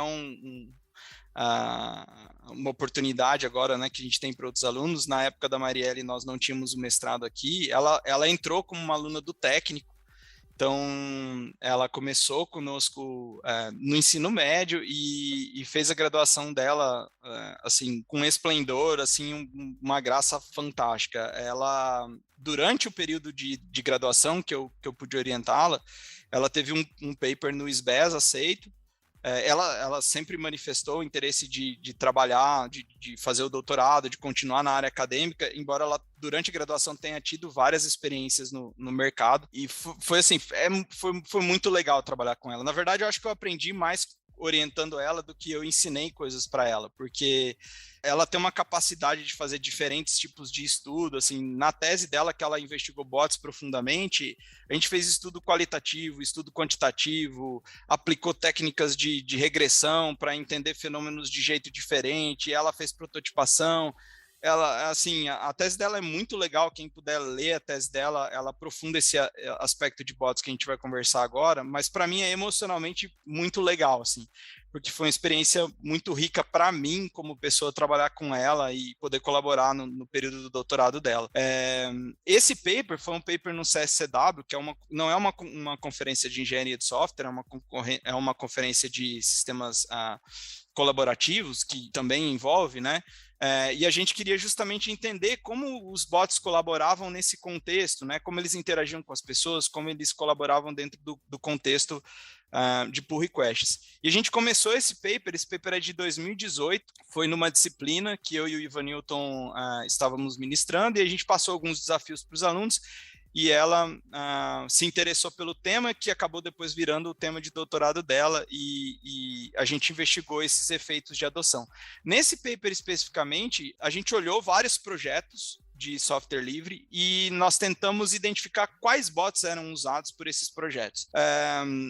Num paper anterior a esse, na verdade. Esse paper foi o paper do ICSIMI mais recente do doutorado dela, mas a gente teve um paper anterior que a gente tentou caracterizar os tipos de bots que existiam. E aí é legal porque a gente falou sobre licença. E existem bots que ajudam desenvolvedores a assinar o termo de licença. Em projetos de software livre, de JavaScript, desculpa, a gente tem bots que quando o desenvolvedor submete pull request para um projeto, aparece um checklist lá para ele. Ei, você precisa assinar a licença da sua contribuição, de acordo aqui com o que o projeto pede. Então, é um bot, é uma tarefa automática. Né? Então, os bots eles servem para diminuir um pouco do trabalho dos revisores, dos mantenedores do projeto, porque são muitas tarefinhas que eles têm que se preocupar. E questões de verificação, como você mencionou na pergunta, né? Eu preciso verificar se o meu código tem aqui alguma inconsistência de padronização, sei lá, identação do código, ou o nome de variável está estranho, ou se tem alguns critérios, por exemplo, um teste foi submetido conjuntamente. Se existe um teste, eu preciso rodar aqui a bateria de teste automaticamente para garantir que o código que está sendo submetido para o projeto não quebra aqui a minha última versão. Então, os bots eles são pensados dentro desse contexto. E aí, esses bots de revisão, em geral, eles executam essas tarefas que eu mencionei. De licença é alguma coisa extra, né? Embora esteja ali no escopo da revisão, não necessariamente ele atua sobre a revisão do código, né? Não ajuda na revisão de código. Então, foi alguma coisa que a gente acabou deixando de lado. Mas esse estudo foi muito legal, porque a gente a gente coletou dados de mais de 1.000 projetos de software livre, pull requests que foram aceitos e rejeitados, né? Contribuições que foram aceitas e rejeitadas. E a gente queria entender alguns atributos, como esses atributos eles variavam. Então, aumentou a comunicação ou diminuiu a comunicação quando o projeto introduziu o bot? Né? Aumentou o tempo de aceitação, diminuiu o tempo para eu aceitar uma contribuição submetida por um novato ou aumentou esse tempo? Né? O tempo para eu rejeitar um pull request por alguma inconsistência, aumentou ou diminuiu? Né? Então, a gente queria entender algumas variáveis que, em geral, os projetos monitoram. Né? Então, eles ficam olhando para esses critérios. Olha, a gente está recebendo muito pull request, a gente está demorando muito para dar um feedback para as pessoas, elas não vão voltar. Se a gente fizer uma revisão de código, a pessoa não vai voltar a revisar esse código e esse pull request vai ficar abandonado. É ruim para o projeto e é ruim para a pessoa que submeteu, né? As duas partes perdem tempo ali sem ter o objetivo concluído. Então, a gente queria entender como os bots atuavam nesse sentido. E aí, o que a gente percebeu é que o número de pull requests aceitos após a introdução desses bots de revisão de código nos projetos, o número de pull requests aceitos ele aumentava após a adoção. Né? E isso impactava na diminuição da comunicação, muito embora os bots eles escrevam mensagens para as pessoas, né? Então ele reage a alguma ação que você fez, você submeteu um pull request, ele vai rodar uma bateria de teste e vai escrever uma mensagem para você, ó, seu teste falhou nesse arquivo aqui, ou seu teste passou, tá ok. né? E isso serve tanto como uma entrada para o mantenedor, que já vai olhar, bom, o teste passou, tá beleza, vou revisar de um outro jeito aqui, né? E a gente percebeu também que o tempo para rejeitar ficou muito menor. Então, eu tenho um bot que roda uma bateria de teste, ele já disse que o teste falhou, eu já marco esse pull request como rejeitado, né? Então, a gente percebeu isso. A comunicação, nos casos onde o pull request era rejeitado, isso é engraçado, ela tendia a não mudar nos projetos. Então, continuava havendo ainda uma atenção dos mantenedores em quando o pull request ia ser rejeitado, eles darem algum feedback para as pessoas. Olha, foi rejeitado por isso, por aquilo. E não só era uma mensagem que o bot escrevia, né? Então, assim, isso de fato ajudava o trabalho de revisão de código e modificou um pouco a dinâmica de como os desenvolvedores estavam aceitando ou rejeitando um pull request. Assim, eu super recomendo para as pessoas lerem os trabalhos da Marielle, todos eles, assim, na página dela e a tese dela, porque ela descobriu coisas muito legais. Então, ela investigou o ruído que os bots causam durante esse processo de revisão de código, como que as pessoas, como que os mantenedores enxergam isso, como que os novatos enxergam isso. Ela chegou a prototipar um superbot, né, que ela chamou de superbot, que é para tentar ver se existia uma forma... porque existem casos de projetos onde você tem 3, 4, 5 bots funcionando ao mesmo tempo. Isso pode causar mais confusão para o mantenedor e para o novato do que simplesmente não ter esses bots. Então, será que existe alguma forma de melhorar essa dinâmica de interação do bot com os interessados ali, né, com o mantenedor e com o novato, durante esse processo de revisão? E, assim, ela encontrou coisas muito, muito legais. Então, eu super recomendo aí as pessoas interessadas em estudar coisas de bot ou olhar como implantar nos seus projetos, a conversar com a Marielle sobre o assunto, porque ela manja demais, assim. E foi, assim, de novo, assim, eu vou ressaltar que eu fiquei muito feliz com a defesa dela ontem e com tudo aquilo que ela conquistou ao longo do tempo, assim, é o papel de que a universidade brasileira tá fazendo seu trabalho direito, assim, para mim é um super orgulho, assim. Maravilha, eu vou deixar na descrição do episódio, porque a gente gravou um episódio do Emílias Podcast com ela, né? Marielle Wessel, doutoranda em Ciência da Computação na Universidade de São Paulo. Então, dá para qualquer pessoa que quiser conhecer mais sobre a carreira e um pouquinho do trabalho, não deu para ela falar muito do trabalho dela, mas lá nesse episódio tem também os links para a página dela e tudo mais. Eu costumo brincar, né, com os alunos que eu conheço, assim, quando eles terminam o doutorado, já falo para eles que eles podem receitar paracetamol, né? Então eles já é doutor, já pode receitar o paracetamol. Então a Marielle agora já tá habilitada a receitar o paracetamol. Já dá para trocar a descrição do podcast, trocar doutorando para doutora. Exato. Parabéns para ela. Bom, e agora, falando sobre plataformas, né? Quando tu mencionou o GitHub, tu falou, eu não acho, eu tenho certeza, né, que é a maior plataforma, né, para hospedagem de projetos open source. E quais são as alternativas existentes além do GitHub? Onde mais que a gente pode encontrar projetos open source? Uma pergunta bem, bem interessante, Ingrid. E assim, eu confesso que esses dias eu estava pensando sobre isso e fui até pesquisar assim, literatura cinza, olhar alguns blogs, ver o que o pessoal estava falando a respeito, né? Porque quando eu comecei o doutorado, e nem faz muito tempo, né? 10 anos, nem isso, era o SourceForge, a principal fonte ali de projetos open source que a gente encontrava. Embora o SourceForge ele fosse mais um repositório ali do código, né, o código-fonte às vezes estava todo compactado em um arquivo, né, .zip lá, e você tinha algumas ferramentas de discussão, mas não tinha essa questão de um ambiente social de codificação como o GitHub se propôs, né? De você poder fazer uma revisão de código mais completa, ter um aspecto mais social de comunicação ali envolvido, né? Então, há 10 anos atrás, a gente tinha o SourceForge como principal repositório e hoje ele praticamente é um repositório estático. Ele existe ainda, você pode encontrar projetos lá, mas ele sofre pouquíssimas atualizações. né? A gente, na época que surgiu o GitHub, surgiu o Bitbucket, que tinha mais ou menos a mesma proposta do GitHub, de ser um ambiente social de comunicação. Cada um tinha ali algumas diferenças de características, mas o Bitbucket acabou ficando em segundo plano do ponto de vista de popularização, né? Os projetos acabaram adotando mais o GitHub do que o Bitbucket, e hoje a gente tem o GitLab, que é uma versão, vamos dizer, open source do GitHub, né? Porque o GitHub, ele é uma empresa, ele foi adquirido pela Microsoft. Embora ele seja esse ambiente para projetos de software livre, você inclusive pode contratar planos lá de repositórios privados e tudo mais, né? Então ele acabou se tornando um negócio.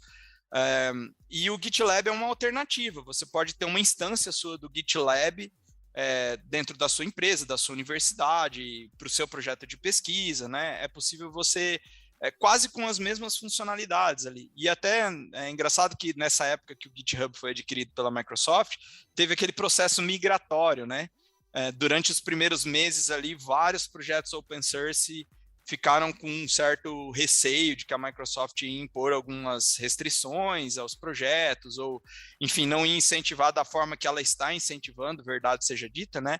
Ela está colocando pesquisadores para melhorar o GitHub, ela tem posto um aporte financeiro grande, posto projetos open source, né? A própria Microsoft tem centenas de projetos open source lá dentro do GitHub, e depois desse período ali mais turbulento de migração, alguns projetos optaram por ficar no GitLab e outros no GitHub. Então, hoje eu diria que o GitHub e o GitLab são os principais repositórios, mas o GitHub, assim, o que a gente está vendo no GitHub é uma coisa absurda, assim, em termos de inovação, a quantidade de novos contribuidores, de novos repositórios, de contribuições por dia, existe até um relatório chamado Octoverse, que é um relatório do próprio GitHub, que eles publicam anualmente um relatório de como as coisas estão acontecendo dentro do GitHub, até para dar transparência e tal.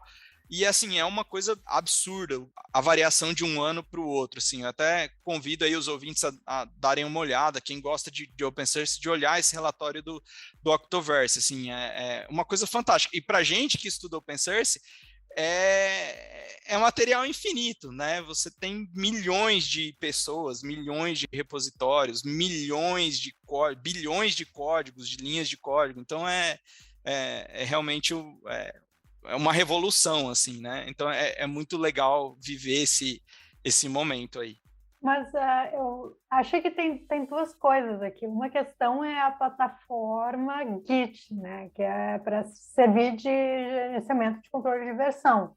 A outra coisa é a questão de ter o projeto de forma open source, né? Então, por exemplo, citou ali o Bitbucket, né, que também é proprietária, né, da Atlassian. As empresas podem usar essas plataformas como simplesmente um gerenciamento de controle de versão Git, como também podem ter projetos open source, correto? Então, assim, as plataformas, na real, são plataformas Git que permitem expor projetos de forma pública.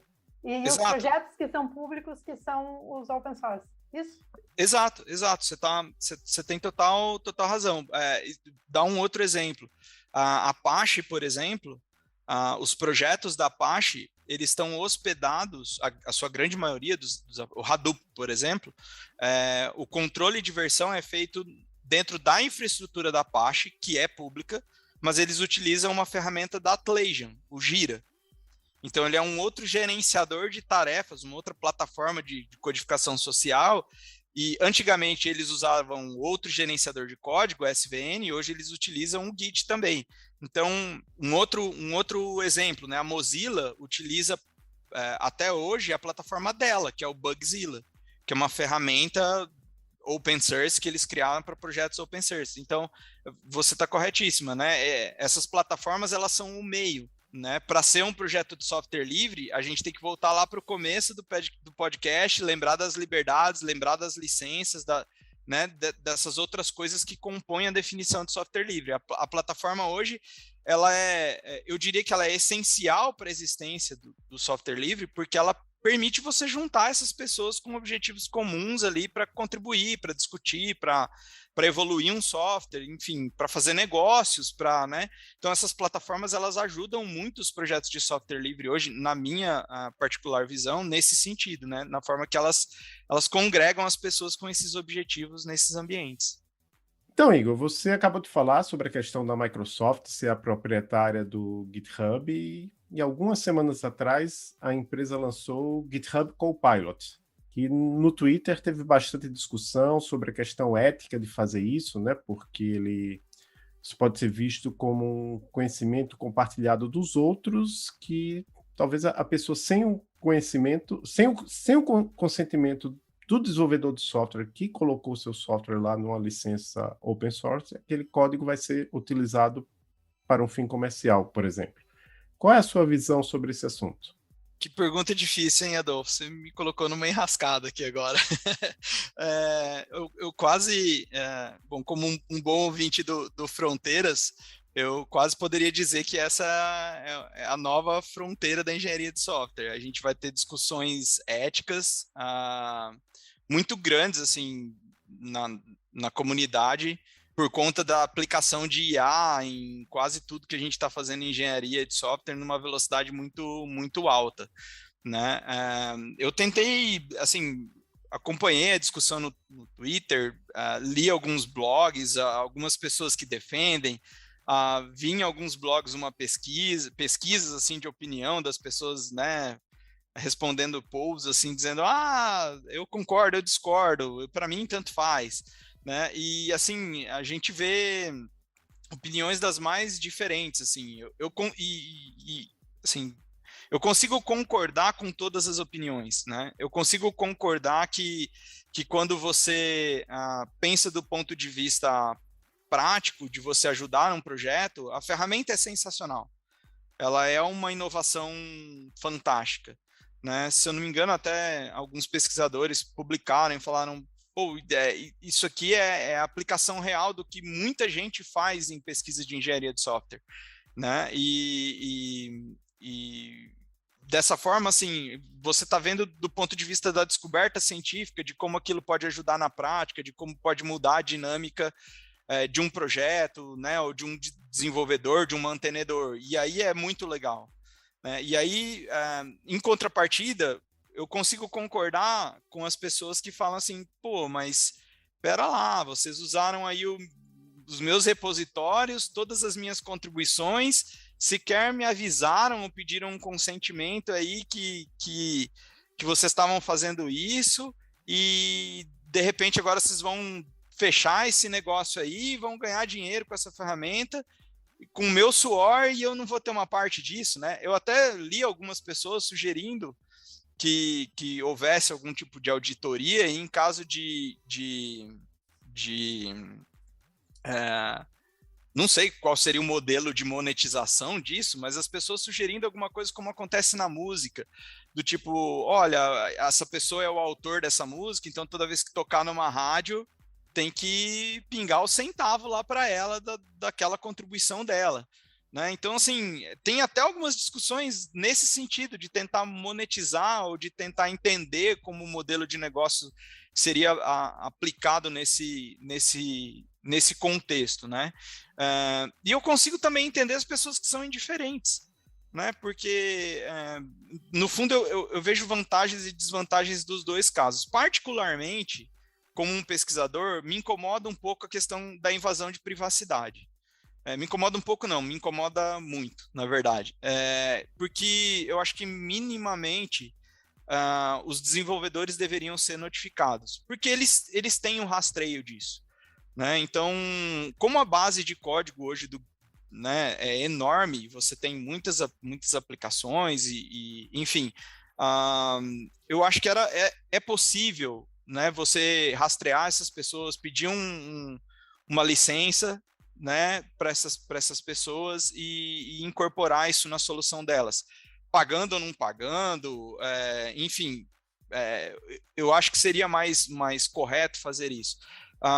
Mas assim, eu também não tenho detalhes da implementação ao ponto de dizer, olha, o código da Ingrid foi usado, o do Igor e o do Adolfo não foi, e o do Gustavo também foi nessa parte aqui. Então, assim, a gente até tá meio uma caixa preta que a gente não consegue dizer até que ponto a aplicação foi construída usando o código de todo mundo.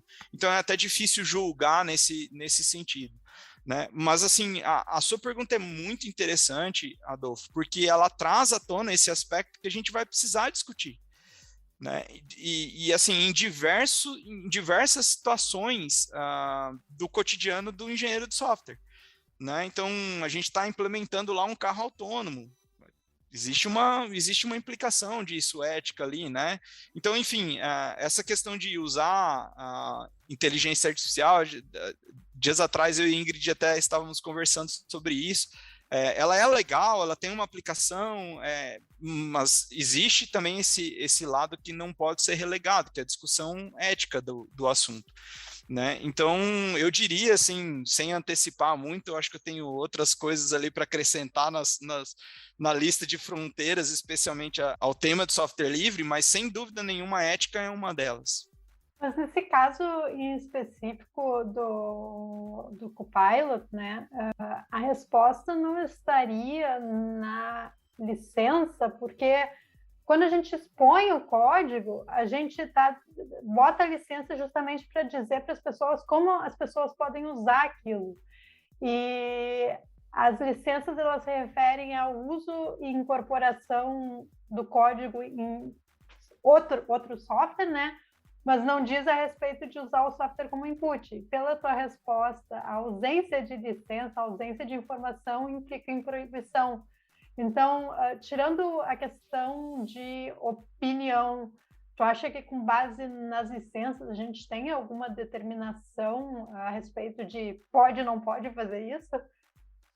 Eu sinceramente não sei se as licenças atuais que a gente tem, Ingrid, elas dão conta de resolver esse problema.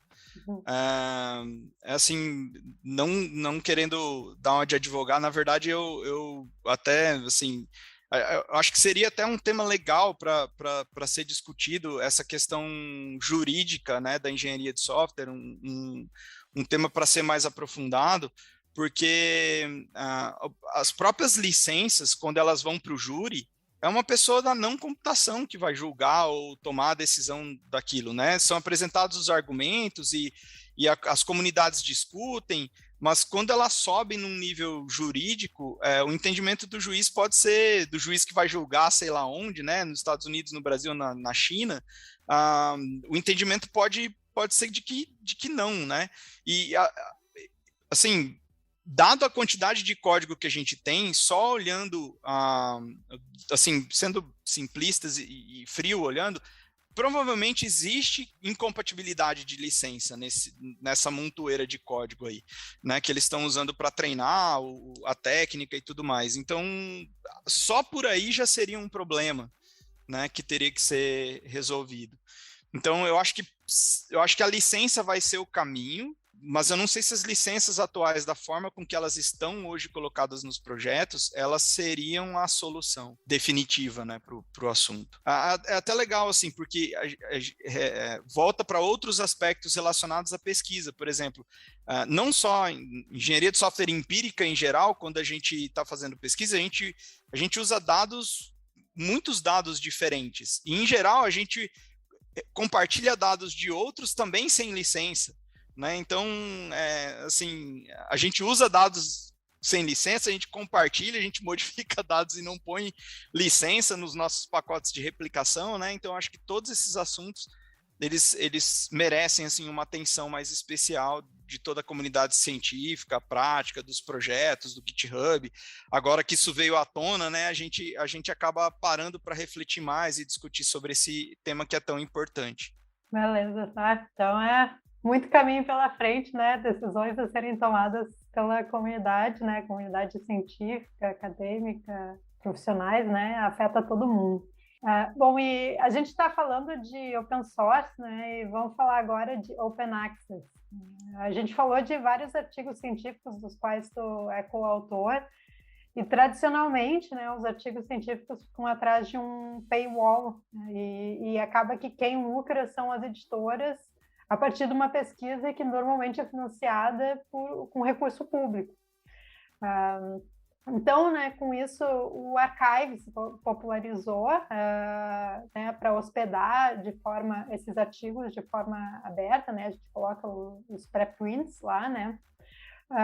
Só que isso permite, né, no Archive, qualquer um pode fazer o upload de um artigo, e isso significa que eles não necessariamente passam por revisão por pares, né, ao ser colocado lá, né. O que complementa a chamada Grey Literature, que é algo que tu pesquisou recentemente no artigo Grey Literature in Software Engineering, Critical Review.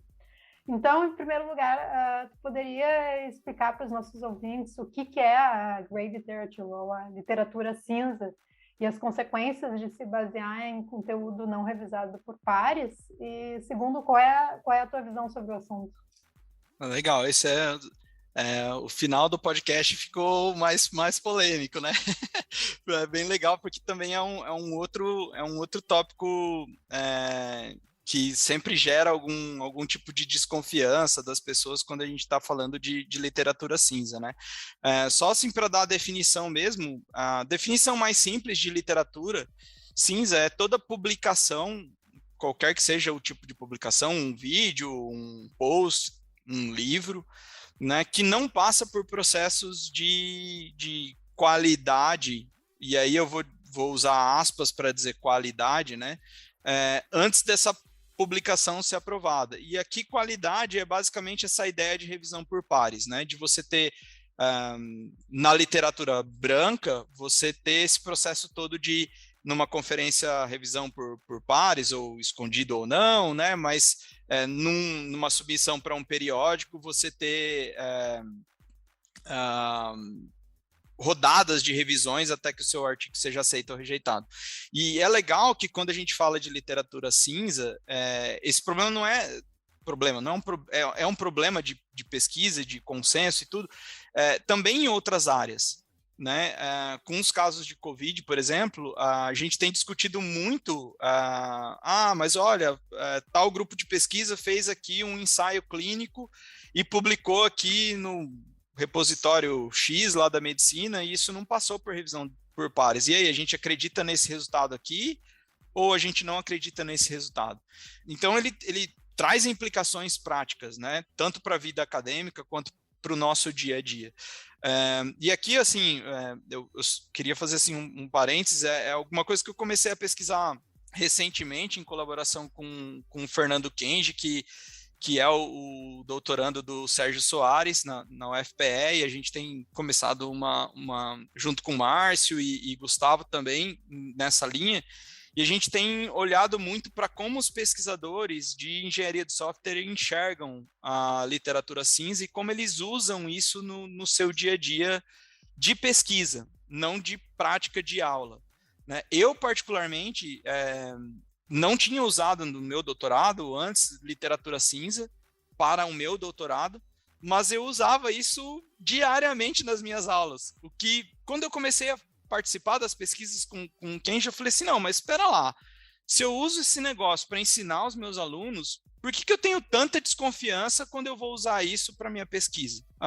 Então, isso causou um incômodo, eu confesso, um incômodo até, e eu passei a refletir algumas coisas, e aí um dos primeiros artigos que a gente escreveu junto, que eu colaborei com o Fernando, foi justamente de tentar olhar para estudos secundários, para revisões sistemáticas, mapeamentos, estudos multivocal da literatura, para a gente ver como eles usavam a literatura cinza nos seus estudos.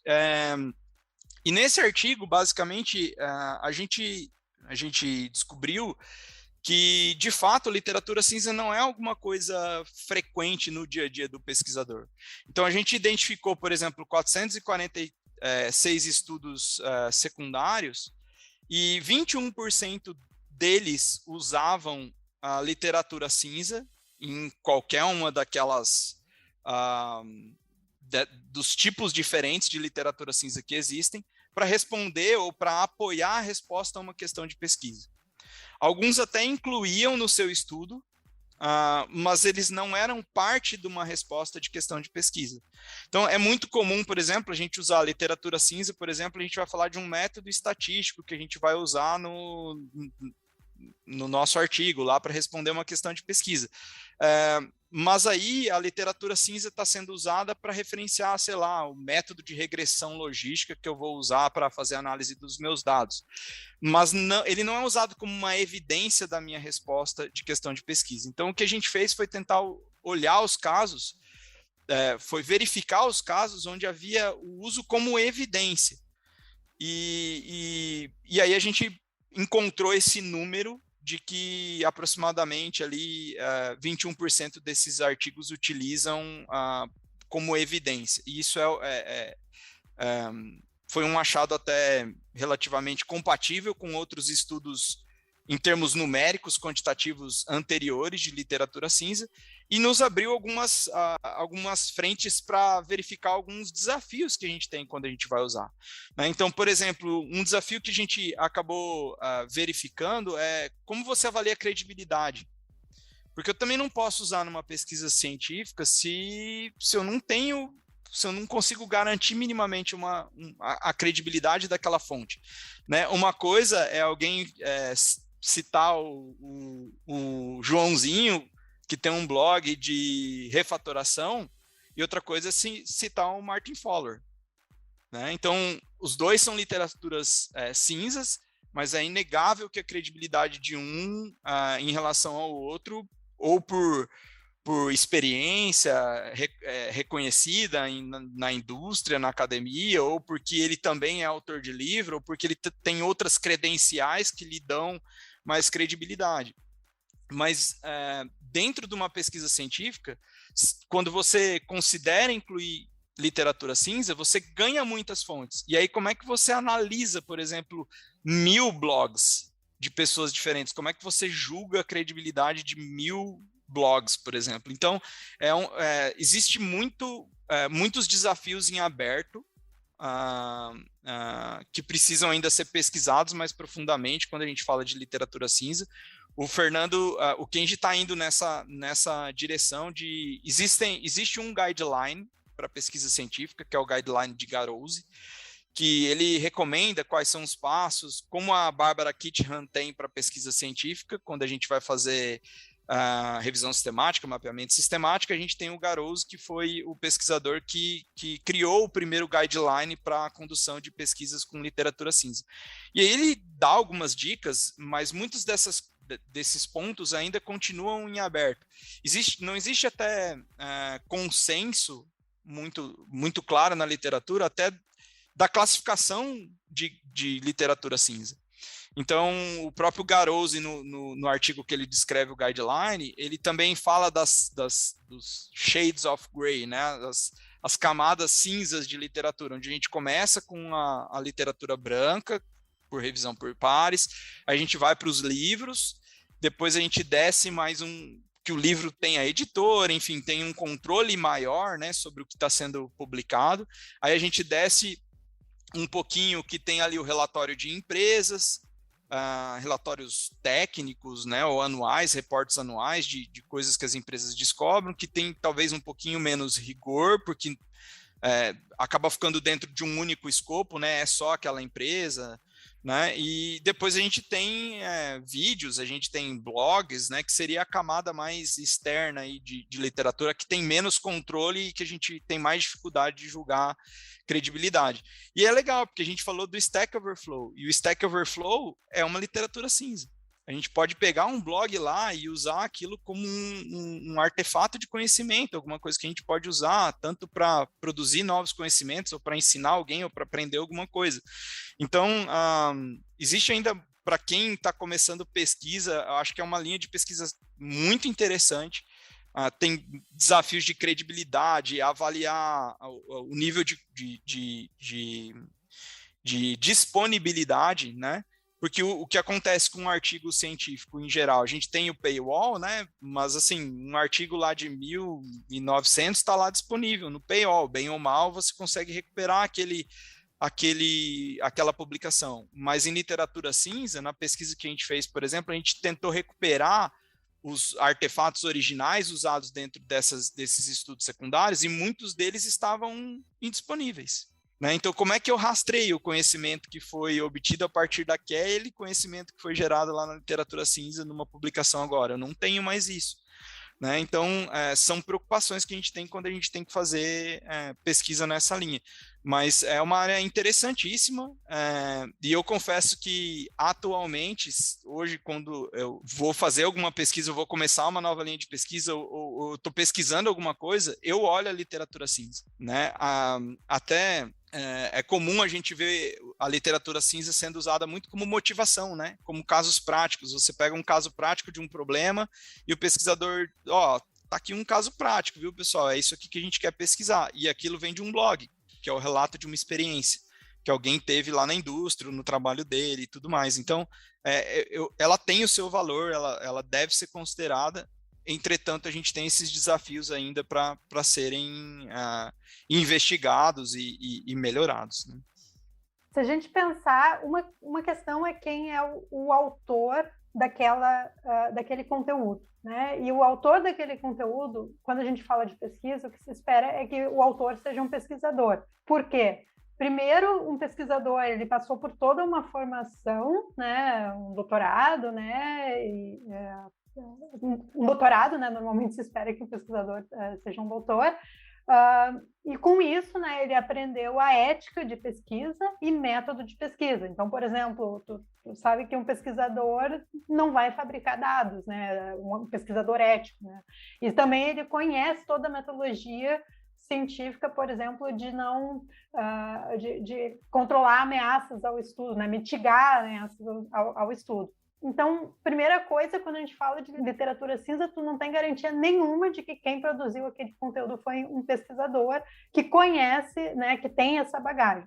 E a segunda coisa é com relação ao conteúdo, né? Quando a gente fala de evidência, a gente fala de evidência científica. Então, por exemplo, alguém escreveu alguma coisa, é que nem um médico que usou 3, 4 vezes um medicamento para tratar a Covid e dizer, olha, funciona. Não é evidência científica, né? Ele pode escrever isso no seu blog, mas não é evidência. Um pesquisador pode pegar aquilo, né, e fazer um estudo científico para ter evidência científica. Então, assim, o conteúdo da literatura cinza, por mais interessante que seja, ele pode ser considerado ciência e a gente espera que qualquer conteúdo que seja ciência seja produzido por um pesquisador. O que tu acha disso tudo? É uma pergunta bem interessante, Ingrid. Quando a gente fala, eu acho que quando a gente está olhando da perspectiva da literatura cinza, eu acho que a palavra evidência, eu acho que ela nem remete a evidência no sentido científico, né? Mas evidência da ocorrência de alguma coisa prática, né? Então, quando eu leio, por exemplo, Martin Fowler dando dicas de como refaturar, porque eu acredito nas coisas que ele fala com base na experiência prática de ter participado de centenas de projetos. Então, é quase como aquilo que ele escreve do ponto de vista, né, de interpretação, e por isso é tão difícil julgar a credibilidade e a evidência de uma literatura cinza, é porque você acredita naquela fonte por conta das experiências práticas que foram repetidas ao longo do tempo. E aí você acredita mesmo que aquilo é uma evidência, que um padrão, um conhecimento que é importante de ser compartilhado ou usado academicamente. Então, nesse sentido que os pesquisadores têm usado a literatura cinza, existe até uma discussão, por exemplo, que a evidência prática ela acontece antes da evidência científica, o que faz, na minha cabeça, faz total sentido. Então, tem alguns pesquisadores olhando assim, olha, o que apareceu primeiro em relação à existência daquele problema? Foi um pesquisador que foi lá e descobriu, ou foi alguém que foi lá no dia a dia e reportou isso, sei lá, no blog do não sei das quantas? Né? E daí, no final das contas, a gente vai confirmar e refutar cientificamente, com métodos científicos, algumas das coisas que são reportadas lá na literatura cinza, mas algumas coisas, dependendo, obviamente, da fonte de credibilidade que você tem, você poder usar isso como parte de evidência para construir um conhecimento novo.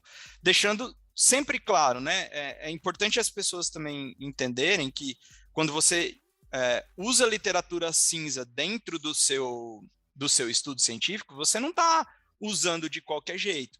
Né? Minimamente, você vai seguir lá o guideline do Garouzi, você precisa documentar por que você incluiu ou rejeitou aquela fonte, você tem que minimamente fazer uma avaliação dessa credibilidade, né? Existem, dentro desse guideline, existem várias coisas que os pesquisadores devem se preocupar no momento de utilizar ou não utilizar essa literatura. Mas eu concordo muito com você do ponto de vista de que é quase que o contrário, né? Se eu tivesse não é muito comum, infelizmente, dentro da academia, a gente escrever blog, né? Normalmente o pesquisador produz pouca literatura cinza, o que é ruim, porque o tempo que a gente tem, né? Journal, por exemplo, a gente demora 1 ano para ter, às vezes, um paper aceito dentro de um periódico importante. E na computação, 1 ano pode ser muita coisa, né? E como é que fica esse balanço aí, né? Entre a descoberta, entre o que eu estou produzindo, entre o que as pessoas querem consumir de conhecimento naquele momento, né? Mas, de novo, assim, eu acho que voltando para o cerne do problema, que eu acho que é o que você colocou ali, para mim é credibilidade. De alguma forma, ainda não existem mecanismos tão claros para a gente, fica muito no feeling do pesquisador, incluir aquela fonte como sendo uma fonte com credibilidade ou sem credibilidade. Então, um outro exemplo, por exemplo, se eu pego um blog do GitHub, que eles estão falando lá sobre alguma coisa que aconteceu, ou um número do Octoverse, que é um relatório que eles publicam lá, é uma literatura cinza, e aquilo para mim é uma evidência prática. Pode não ser científico, ninguém rodou um teste estatístico lá para ver que tem mais Java do que Python nos repositórios, mas para mim é uma evidência prática que eu posso usar para construir algum outro conhecimento científico por cima. Né? Então, depende muito do tipo de pesquisa e de como as coisas acabam sendo conduzidas. O que eu acho legal e importante do que você falou também, com relação à ética. Uma vez sendo pesquisador ético, eu partiria do princípio, né, sempre beneficiando o acusado, né, de que uma vez que ele decidiu incluir literatura cinza dentro do contexto de pesquisa dele, ele vai usar o mesmo rigor ético e científico para poder incluir aquela literatura. Então, por exemplo, se eu desconfio da fonte, ou porque eu fiz uma consulta lá no Google e voltou qualquer blog lá, eu não vou simplesmente considerar aquilo como uma evidência. Então, acho que passa também pela seriedade do pesquisador de fazer uma investigação dupla, né? Você tem um blog, eu vou lá, olho, será que aquilo é verdade? Será que aquilo aconteceu em mais de um blog? Se eu não conheço a fonte, né? Será que tem alguém que tem uma credibilidade maior que essa pessoa que reportou isso também? E aí eu acho que a partir daí a gente começa a construir algumas evidências práticas mais seguras aí do ponto de vista da literatura cinza. Ou seja, fazer o papel do revisor. Exato, o revisor 2, né? Então, antes de fazer a última pergunta, eu só falar que vai ser amanhã, no tempo da nossa gravação, mas vai ser no passado, quando esse episódio for ao ar, vai ter a apresentação lá no canal do Fronteiras do artigo do Fernando Kenji Kamei com você, com o coautor, né? Eu acho que tem outros coautores, que é What Evidence We Would Miss If We Do Not Use Great Literature. Então, vai ter uma discussão adicional desse tema. Mas aí a pergunta para você é aquela pergunta que a gente faz: qual é a próxima fronteira da engenharia de software, mas sabendo que a gente sabe que ninguém é capaz de prever o futuro. Então, é o que você acha que vai acontecer, o que você gostaria que acontecesse em nossa área. Então, para você, qual é a próxima fronteira da engenharia de software? Essa é a pergunta que eu ouço e volto todas as vezes que eu escuto um podcast quando tem um entrevistado, porque surgem coisas fantásticas da resposta, e é legal que todos os entrevistados, né, se preocupam muito em falar do exercício da futurologia, né, que é difícil, que de fato é difícil mesmo, nossa área é super dinâmica. E aí eu vou um pouco na linha do que você falou, Adolfo, que é o que eu gostaria de acontecesse, especialmente em software livre. Acho que a gente conversou sobre várias coisas aqui que são desafios abertos, tanto para a academia quanto para a indústria de software em geral. Então, questões de promover diversidade nas comunidades de software ainda é uma barreira. Os estudos que a gente tem feito, por exemplo, mostram que, em geral, a gente não tem mais de 10% de mulheres nessas comunidades.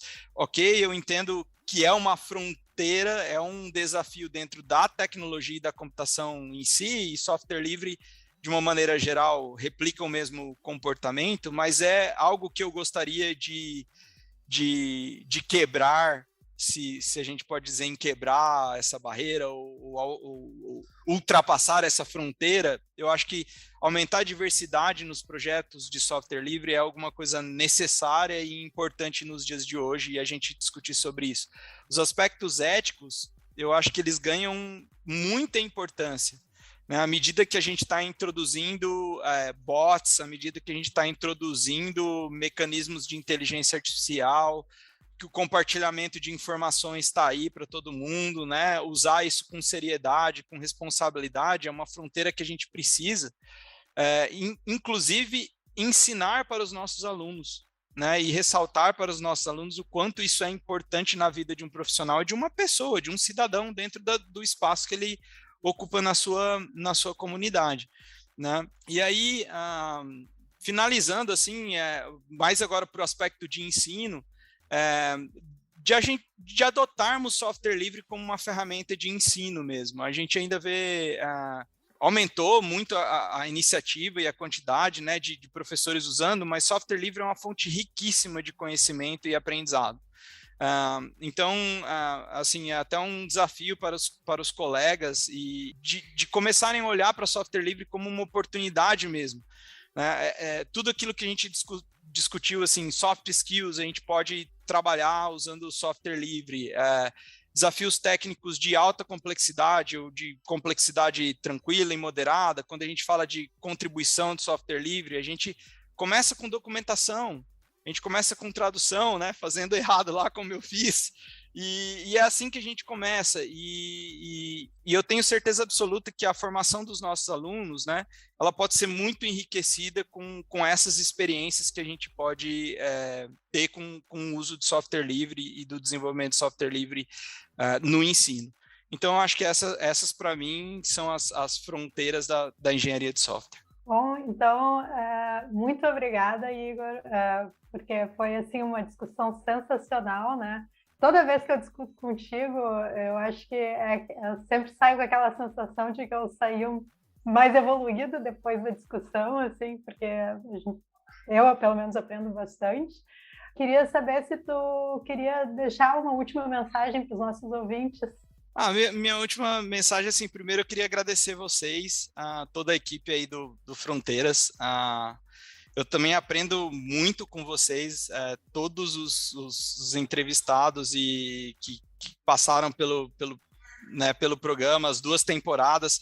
É realmente um material sensacional, um trabalho fantástico que vocês estão fazendo, tanto para professores, para alunos, enfim, para toda a comunidade científica e prática, né? Então, primeiro eu gostaria de agradecer o convite. Para mim foi um super orgulho, assim, poder participar do podcast com vocês. Todas as vezes também, Ingrid, que a gente conversa, eu super aprendo, porque a gente tem altas discussões legais, filosóficas, técnicas, e assim, é sempre muito bacana conversar contigo. Adolfo também, sempre a gente está conversando, trocando várias ideias ali no Twitter. Gustavo, enfim, um outro amigo fantástico. Então, para mim, foi uma honra e um prazer poder participar, e espero que as pessoas, né, curtam o episódio e possam fazer perguntas e possam interagir com a gente aí. Vai ser muito, muito legal. Obrigado de novo, de coração, aí a todos vocês. E faltou dizer, e